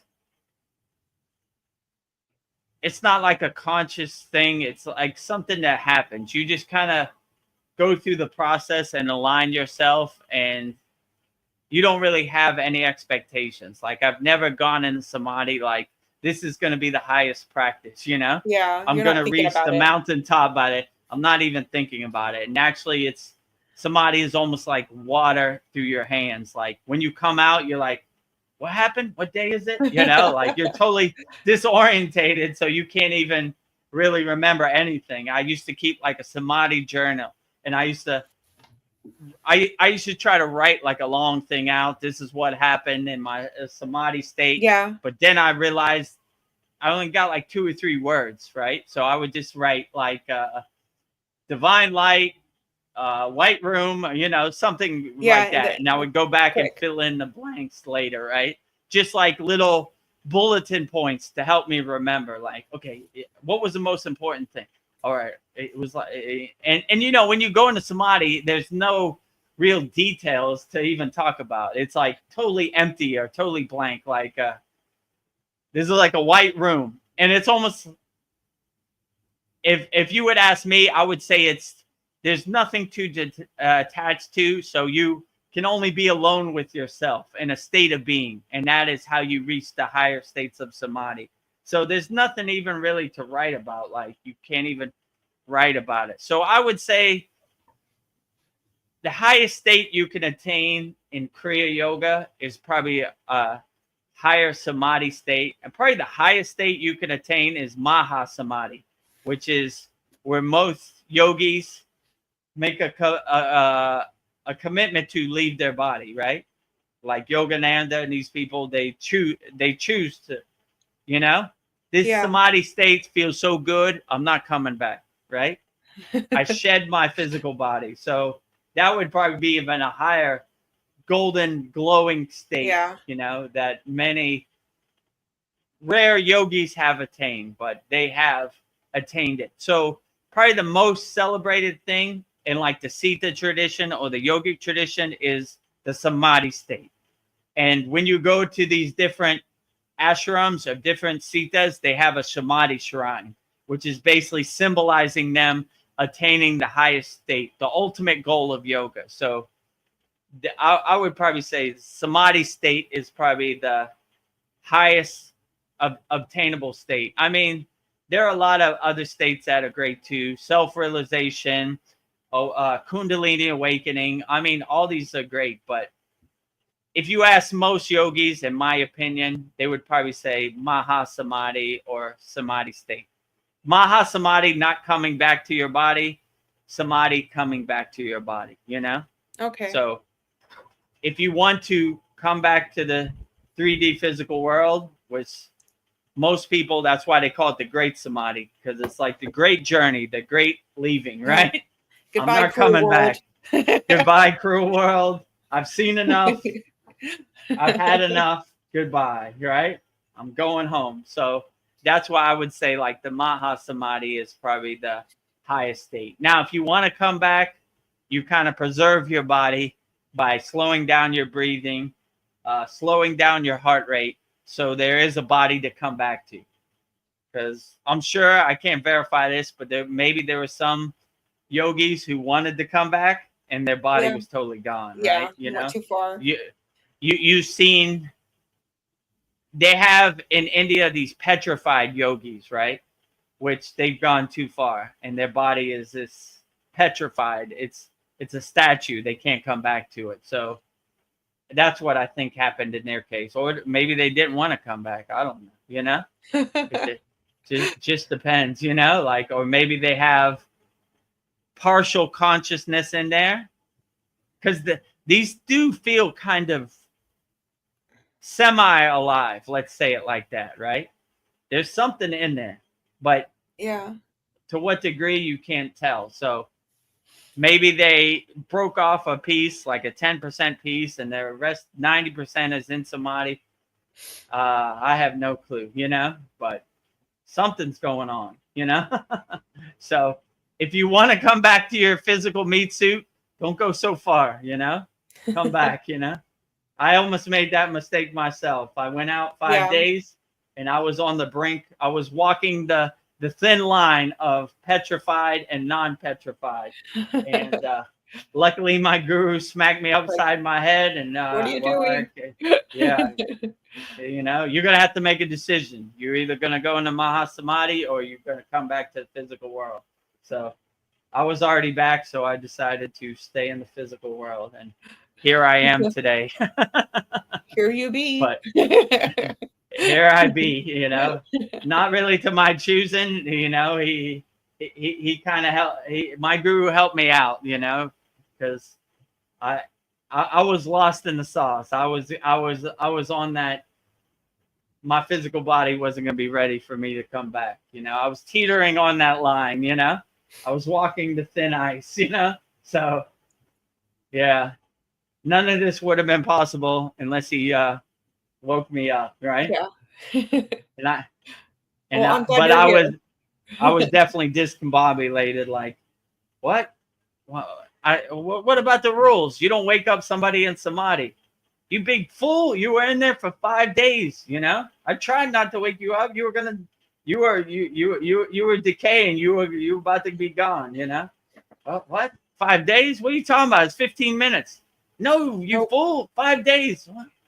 What are you talking about? What the hell's going on? You know. So you have that like decompression stage of like, none of this makes sense. What are you talking about? What are you going on about? You have no clue what you're talking about. You know, I'm like almost arguing with my guru, like, you don't even know what you're delusional. You're mad. You know, that's what he would say. You're mad. You fool. You're mad. Fool.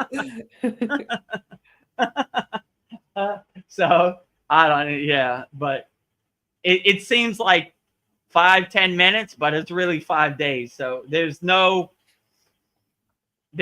time, there's no elements, there's no space. It's just, the best way I could describe it is like a total white room where there's nothing to attach to it. And I don't even know if you could attach to your body. Like, you can't even make sense of, my fingers look like this or my hair looks like this. It's like you're almost like a divine light too. So there's nothing to attach to. So I don't know, you know, it's hard to explain. I like when my guru said, people who talk about samadhi don't know samadhi. People who don't talk about samadhi know samadhi, right? So I guess I don't have the answers. I'm talking about it right now. It's hard to explain it. It's beyond words, you know. It's beyond comprehension, you know. But yeah, you have to experience it to know, right? So even these words are too crude to describe the higher state of samadhi, you know. I almost feel gross by putting words to such a beautiful, blissful, divine state, you know. So that's probably the best way I could put it, you know. Mariana asks, how did you learn samadhi and how long did it take you to learn that? Good question. Yeah, so I mean, it's an ongoing process. I'd probably say I'm still learning, but in our school we have techniques like, I don't know, have I ever, there some of the meditations in our school are good to prep your body for the higher state of samadhi. Like, let's say like Jyoti meditation, going to your happy place, the pyramid of light, they're kind of giving you a blueprint to go into samadhi, right? So basically you to make a long story short, you slow your breath so thin that it looks like you're not even breathing. That's why they call it the breathless state of samadhi. You're still breathing, but it's so feather light that no one can detect it, right? You would think I'm not breathing. I'm holding my breath. My guru used to put his finger under my nose. He wanted to feel nothing, right? So you thin your breath that thin. You slow your heart rate so thin, like you're preserving your body to go without food, go without anything for an extended amount of time. Then you would, to kind of bring yourself in a state of samadhi, you would say like Om, or you would say like Om Kriya Babaji Nama Om. And that would kind of, because what happens when you go into samadhi, this happened to me in the beginning, I stopped breathing. And I would always catch myself, like, I go, you know? So when you kind of get out of the samadhi state, you kind of use the mantra to chain you back in or pull you back in to the samadhi state. So it's a process. Maybe this week's class we're going to review what we learned last week, but maybe next week I'll try to document the process of how to get into the higher state of samadhi, you know. Just I would suggest you set like an alarm or tell your child to call you or something to get you out of that state. It could be a hypnotic state where you don't want to come out of, right? It's so blissful, right? So I had this problem too. Many a day I would late to work and you forget everything. Like nothing has no meaning. So you don't want to leave your child at school, you know, and you're Yeah. using samadhi for 2 days, you know. So you kind of got to gauge your samadhi. Or I would start off slow, like, all right, let's try 10 minutes, you know, and then let's try 20 minutes, you know. So I would gauge it, you know, like, because daily life calls, and you don't want to neglect your daily life because you're in a hypnotic state of samadhi. So when I went really deep into samadhi, I didn't have nothing to do, you know. I just sat there like a statue for 5 days, you know. And obviously my legs were totally gone. Like I couldn't walk for like 2 days, you know. I had to like drag my my legs were like spaghetti, like they were totally useless, right? Like I couldn't stand at all. Like they were just gone. So yeah, so I would just start off slow and then work your way up. So if our members want to learn how to go into a state of samadhi, I'll show you. But go slowly and gently and gradually, and set an alarm or something just in case you go too far, because I have gone too far, you know, many a time. Mariana says, yes, please. Yeah, please, Vedagurudev. I have a hard time going deep into meditation. I am barely there. If I go deep, I just fall asleep, and then I don't even remember the meditation at all or what was said. I mean, falling asleep isn't bad. Like most people think it's bad, but you're so comfortable, you're so relaxed, you just go to sleep. Like when I've been to many initiations and many yoga trainings, Shavasana, the corpse pose, they're always falling asleep, and they just let them sleep, because that is kind of almost the point. You reach such a state of relaxation, a state of comfort, that you go to sleep. So I wouldn't beat yourself up about going to sleep. That's probably a good thing. I try to use yoga nidra and use Shavasana, the corpse pose, to go to sleep every night. You know, I want to get so comfortable and relaxed that I transition blissfully into the sleeping state. So yeah, I would definitely say another good thing to do if you have like a restless mind is to always practice what's called Shuddhi, which is cleansing and purifying. So you're cleansing and purifying your mind. So if a thought comes into your restless mind, like, tomorrow I got to go to Walmart, I got to go buy some stuff, you just go detach, let go. Detach, let go. Whatever comes in your mind, let it pass, like clouds in the sky. Detach, let go. Detach, let go. And when you're totally clear, that's when you go into meditation. Like you don't have nothing that follows you into meditation, right? You don't, your monkey mind, you've already cleared. Your mental clutter, you're already cleared. So nothing comes into your mind. So it'd be real hard to get into samadhi if you have things that follow you in. So you do a process of what's called Shuddhi. And when you have nothing to follow you into your mind, then you go into meditation. So yeah, that's a good idea. I'll probably go over Shuddhi again and tell how to do Shuddhi. So you clear out, you take all the trash out to the curb, and you have no trash in your house. Your house is totally clean. Then you could go into the higher states of meditation, you know, the samadhi state.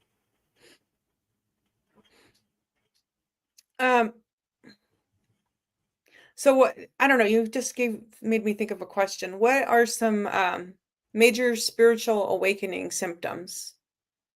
What would be a symptom if you had a spiritual awakening? You're just in a 24-hour blissful state. You're not attached to anything. You totally don't care what anybody thinks or what anybody does. It has no meaning on anything you do. So you look like your head is in the clouds 24 hours a day, but you're really in a heightened, blissed out yogi or yogini state where you're not affected by anything. You're not attached to anything. You don't really care about anything. You just are in such a heightened blissful state that you wake up with a smile on your face and you enjoy everything wholeheartedly, and you don't care about other people's projections on you. You don't care what happens in the world. You don't care about nothing. You're just a 24-hour day blissed out yogi where nothing can affect you. So you enjoy everything to the fullest. So that would probably be my best definition of what it's like to be in a totally blissed out state. I kind of feel sometimes too when I get in this state, like I feel like somebody's pinching my body. It's almost like my cells in my body are popping, and I just feel like blissed out, tingling, like whoo, yeah, whoa, everything is so outstanding. So you just really feel that heightened, tingling, spidey sense feeling about anything, right? There's nothing that even happened to you. You just feel great every day, right? Like you don't know why, right? You just are in that heightened, blissed out yogic state where you can't be affected by anything. Like I said earlier, you're an unshakable mountain. I don't care how bright the sun is, unshakable. I don't care how strong the wind is, unshakable. I don't care how much it snows, unshakable. I don't care how much it rains, unshakable. So no matter what happens, you just become a 24-hour a day unshakable mountain, and you don't care about anything outside yourself. You are the king of your inner castle. You know, you don't attach to anything you can't control. So you basically see the highest truth, and you align yourself with your inner divinity, and you realize yourself, and you realize your inner God. So like you become like a nuclear power plant radiating God frequency or divine God glow. So yeah, this is kind of what I would say.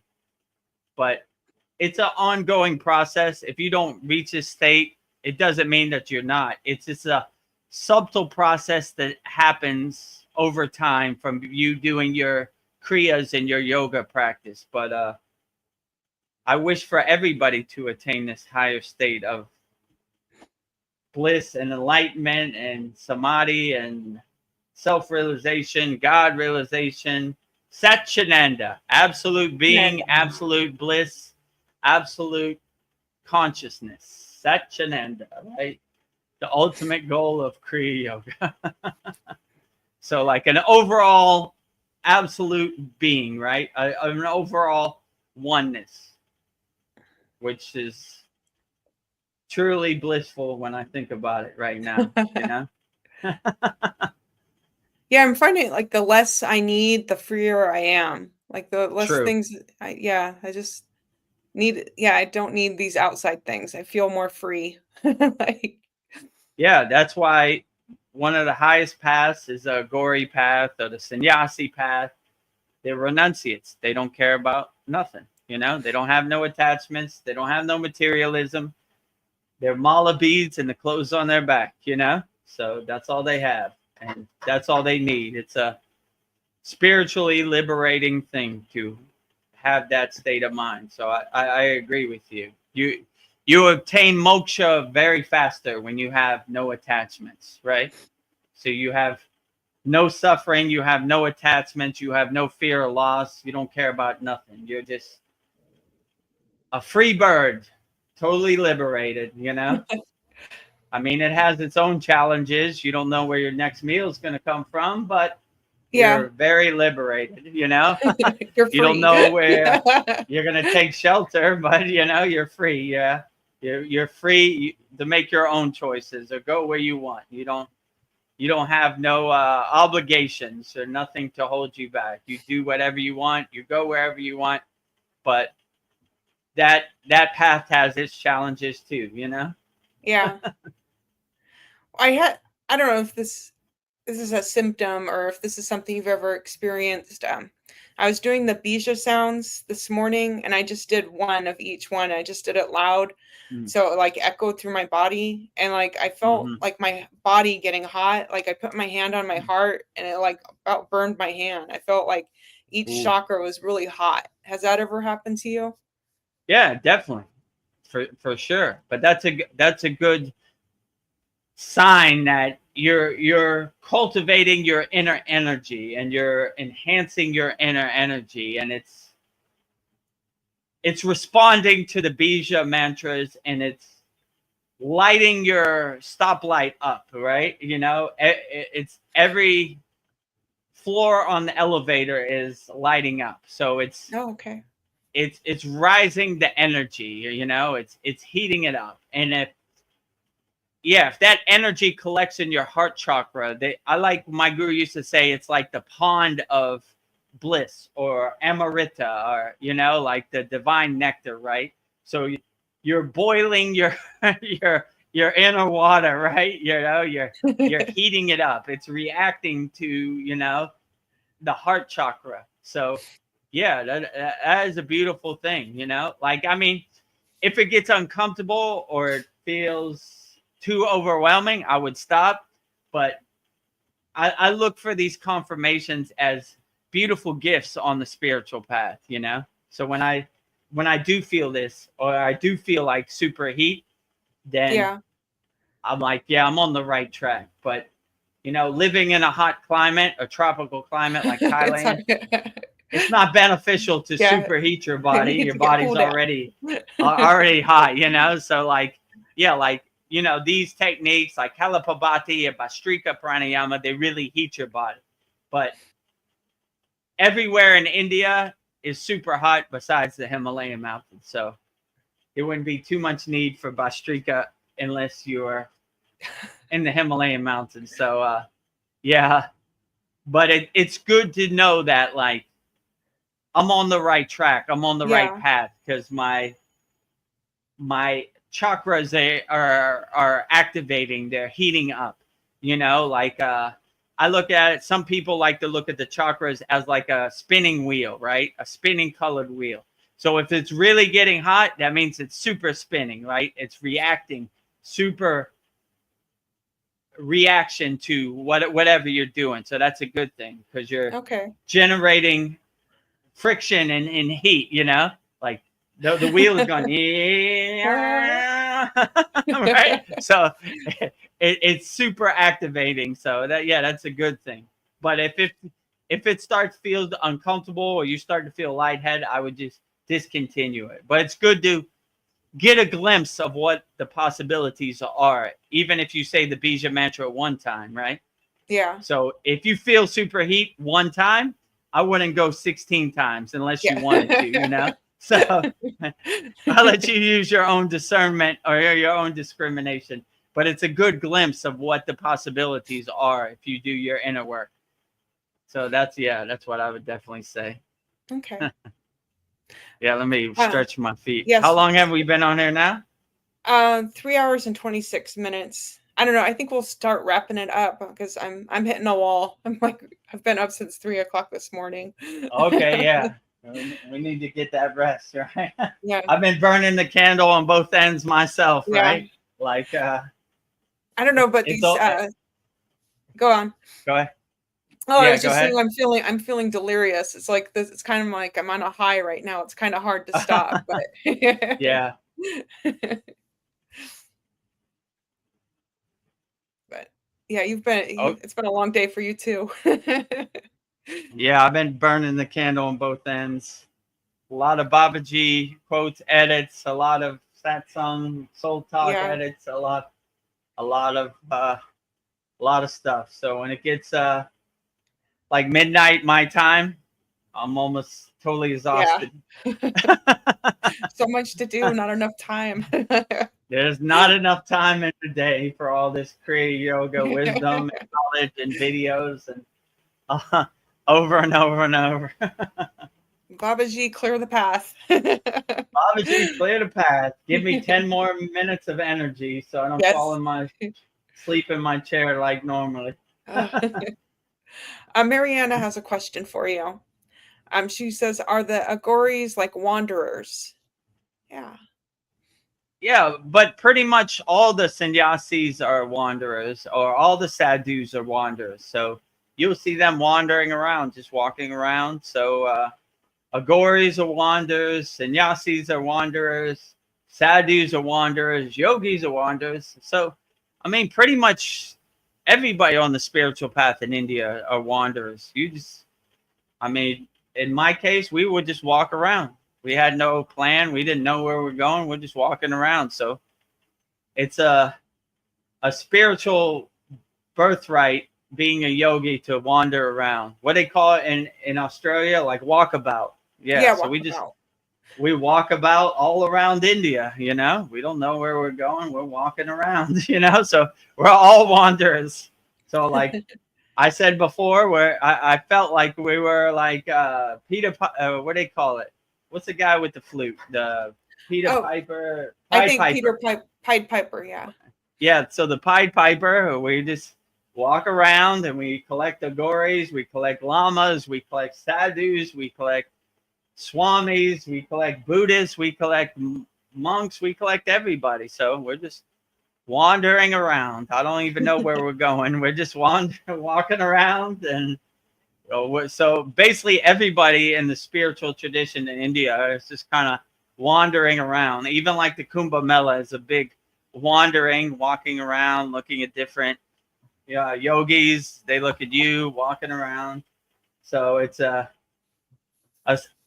good spiritual practice to just walk around, you know, in India. We did that many a time. My guru wrote a book, Kailash in Quest of Self. Yeah. He basically walked around India for years. That's what he did. He was a wanderer for years. Go and meet different spiritual traditions and walk around wandering. So I guess that is a highly evolved path. Yeah. Walking's a meditation. Yeah, definitely. Walking meditation. Inhale, foot up, exhale, foot down, right? Yeah. You know, one foot in front of the other. Everything becomes a meditation. So definitely all of our walking meditations were very profound. And when I stay with my guru at the ashram, every morning, sun comes up, we walk up the Himalayan mountains, we walk down the Himalayan mountains, we walk around the Himalayan mountains, walking all over, chanting songs, wandering around. So no place to be, just enjoying the divine grace of God inside us, as us. Yeah, being in the moment. Yeah, definitely walking, wandering around. That is a highly evolved path. I'm trying to think when we were sleeping, we're not walking. Every other time we're walking around, you know. We're going up the mountain, we're going down the mountain, we're going to the right side of the mountain, we're going to the left side of the mountain. We're wandering around as much as possible. So yeah, every spiritual tradition has a practice of wandering around. So, and I could say we definitely wandered around a very lot, right? Everything was pretty much wandering around. Now that I think about it. I don't know, this is a weird question, but I've been looking at the Buddha statue, and the hair's all like knotted like a black person. And they say that Buddha's Indian, but I'm wondering if maybe Buddha was a black person. I mean, could be. Like, these agoris, they don't wash their hair, or they have like dreadlocks. Yeah, so it would kind of look like they were a black person, their hair is kind of knotted up. So that wouldn't surprise me about Buddha, Also, what's weird in Thailand, the Buddhists shave off all their hair. So they don't have no hair. They shave their eyebrows too. So they don't, it's like a rite of passage when you, it's encouraged for Thai children when they turn 20, I think, or 18. They stay in the Buddhist temple for a month. So, and that's when they shave off all their hair and their eyebrows. So, yeah, I don't know. It Yeah. depends, you know. Like, I mean, some Indias you see, like my guru included, are very dark skinned. So Yeah. wouldn't surprise me, you know. I mean, how do you define black? Darker skin? Yeah, darker skin. I feel like the first people that were here were probably dark skin, not white. I think, our first I would say that's probably true. I have a picture with one yogi we met, and he was very black, almost like African. You know, Yeah. he was Indian, but he was very black. You know, he was a disciple of Vishnu, so we met him on our travels. So yeah, he was very like darker skin. My guru is, more brownish, but like darker He skin was too. like, You yeah. know, so yeah. So I mean, I don't know, it's I just would things I say noticed. highly evolved yogis are definitely darker skin. You know. Yeah. More melon. What is the thing you call in your darker your skin? Melon? Melanin, right? Yeah. Melanin, something like that. Yeah. No. A lot of melanin, right? You know, yeah, just because you have darker skin doesn't mean you're less of a yogi. Probably more highly evolved yogis. So now that I think about it, I know some very dark skinned Yeah. yogis who are highly evolved. So no matter what your skin tone is, you could reach the heights of enlightenment no matter what, right? It's no barrier on your inner divinity.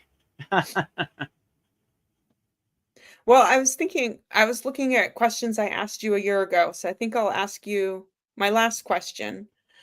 Has starting the Kriya Yoga School helped you become a better guru, yogi, teacher, and in what ways do you feel it has? Yeah, I remember this question. Yeah. Yeah, so starting the Kriya Yoga School has made me a way better yogi. Before the Kriya Yoga School, I just did my practice in silence. I didn't talk to nobody. No one knew I was a Kriya yogi, so it kind of broke me out of my shell, like it forced me to the forefront to really experience and explore these techniques more, because if I wanted to teach these techniques, I wanted to know these techniques inside out. So it gave me the opportunity to really go back and know the techniques more, and it gave me the ability to speak the techniques into existence. Before, I didn't speak at all, so it really gave me a mouthpiece and a voice for Kriya Yoga that I never had before, right? Because when I get thrust into the forefront, I was like, all right, I never taught these techniques before, but let's give it a try and see where it happens. So, yeah, I remember when we did our 1 year anniversary in our class, I went back and watched the first class, and I was like, Yeah. I don't really know what I'm doing here, but I'm going to try my best, and I'm going to try to convey it as best as I can. And, in our class, we have PDF notes, so maybe it resonates with you better in the text form, or maybe you like the spoken form. So it made me a way better yogi, because I didn't try to convey the message before. I just did my sadhana, and whatever happened, happened. Now, I feel it's my obligation to give yogis the correct information so they could be better yogis or yoginis, right? So I really try to become 1% better every day, or try to learn from my mistakes and give correct information, and try to let the techniques, the kriyas, be the star. I'm just the guide. I'm just helping along the way. So Yeah. that's probably what I would say. But it's Yeah. definitely gave me a lot more insight, a lot more understanding, a lot more wisdom about teaching Kriya Yoga. And when when you give me your questions, Veronica, it helps open my mind and expand my consciousness to things I was maybe taking for granted. Like my guru used to say, you're looking at the forest without seeing the trees, right? So Yeah. sometimes you get so hypnotized by your own sadhana that you forget about things, and you need like a reminder, you know, like, oh yeah, I remember when I asked that question. Yeah, Yeah. that's a good thought. Let me expand upon that. And you know, so these satsangs, these soul talks, these classes have been very profound and helpful and dynamic for me on the path, for sure. I would definitely say 100%. Yeah. Yeah, it's been a journey. It's been a journey, Yeah. right? But we're still here. I don't know. Yeah. How long have we had our school now? 18, 17 months? Next Yeah. month will be 18, right? Yeah. Oh boy. Yeah, we're getting up there.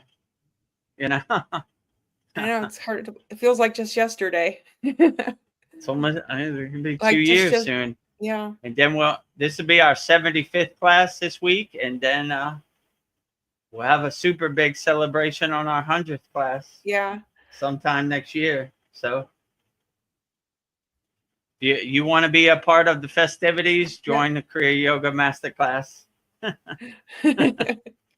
When is the best time? 10 years ago Best or time today? is right now, Yeah. right? Well, it Plant didn't your tree. exist. Yeah. Best time is to plant your tree 10 years ago, but if you missed that, best time is today. Yeah. Well, I guess that's it. Because I'm falling asleep. Okay, yeah, let's wrap it up. You know, if you haven't, please subscribe to our YouTube channel at Vedagurudev. Every day we have very profound Babaji quotes with me and Veronica.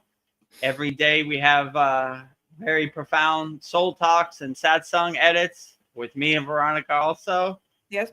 And we do these satsangs every Wednesday, 9 p.m. Eastern Standard Time. We usually go 3 to 4 hours. We do our soul talks every Sunday, 9 p.m. Eastern Standard Time. We usually go 3 hours. We do our class for all of our members every Saturday, 11 a.m. Eastern Standard Time. We usually go 2 hours. Yeah. We have a very interactive community. So if you want to join over 330 interactive, like-minded Kriya yogis and yoginis from around the world, go to freekriyayogamasterclass.com, join our group, and you'll be with like-minded 330 like-minded Kriya yogis growing every day. You know, maybe we'll be over 350 tomorrow. Who knows, you know? Yeah. So a lot of like-minded yogis practicing Kriya yoga. Yeah, go ahead. What were you going to say? I was just going to say, we keep adding more stuff. We've got the Monday mantras coming up. This is next Monday. Yeah, I forgot about that. We have too much in our school. Yeah. I don't know if you can ever have too much. One time, Ved Mooney said, too much bhakti, Vedagurudev. And my guru looked at Ved Mooney. He said, never too much bhakti. So never too many stuff value at the Kriya Yoga School. Never. Overwhelming value all day, every day. Yeah. So we're going to overfill those Kriya cups. If you want to see where all of our members are from, they're from all around the world. They have a map tab when you join our free Kriya Yoga School, freekriyayoga.com.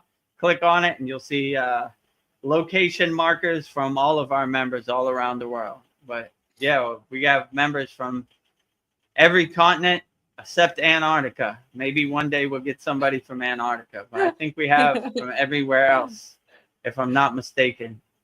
Yeah. So all 6 continents. If you're in Antarctica and you're watching this right now, join our free Kriya Yoga School so we can have your pin in Antarctica too.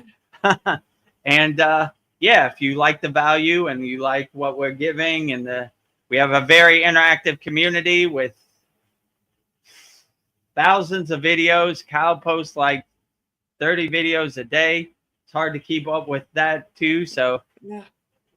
if you have any questions about Kriya Yoga in our free school, just go to the search bar and type it in. And I'm sure Cal has posted a video about it, or maybe I posted a video, or Veronica. You know, it would be impossible not to have a video about it. We have a video about everything. And yeah, if you like the value and you wanted to have your problems burn up in our yagna, then go to kriyayogamasterclass.com and we'll burn up all your problems, and you could interact, and I'll coach you in real time. Make sure you get the results you want, you know, in our Kriya Yoga Masterclass. So yeah, with that said, I guess we'll wrap up our, what is it, August 6th, Vedgurudev's live Kriya Yoga Q&A Satsang. And we'll wrap it up with very profound Babaji Mula mantra. So if you would like to have a mantra, I will give you Babaji's direct phone number right now. And if you're going through something and you want to call on Babaji, say this mantra. And if you're lucky, Babaji will answer your call. And this mantra is Om Kriya Babaji Nama Om. And Veronica will say it so beautifully right now. Om Kriya Babaji Nama Om. Om Kriya Babaji Namo.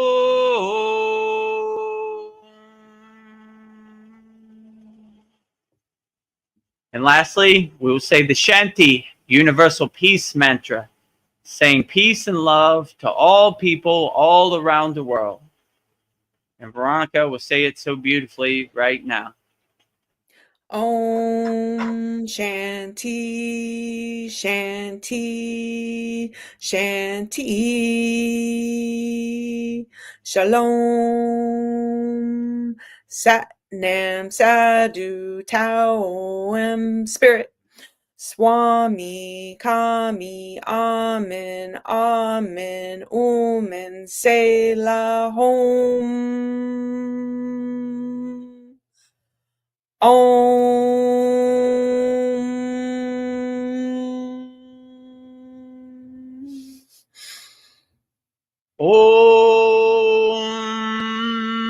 Shanti Shanti Shanti Shalom Sat Nam Sadhu Tao Om Spirit Swami Kami Amen Amen Omen Selah Home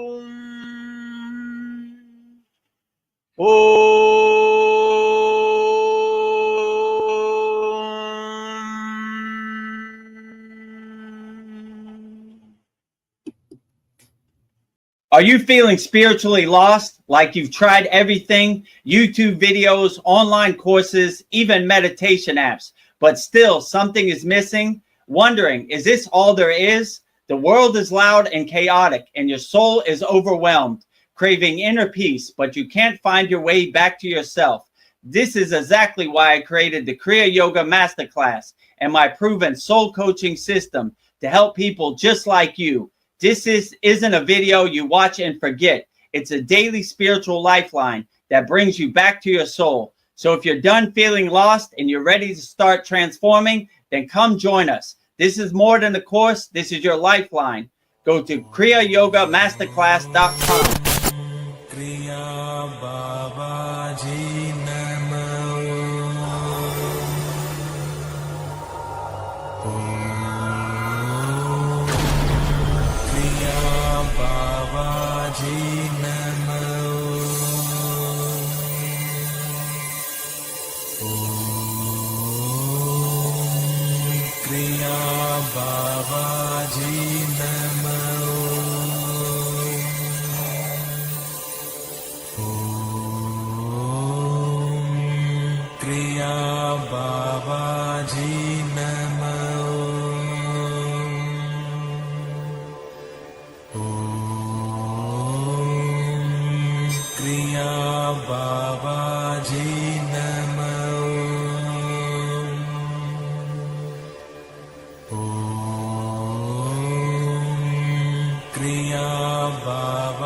जी नमः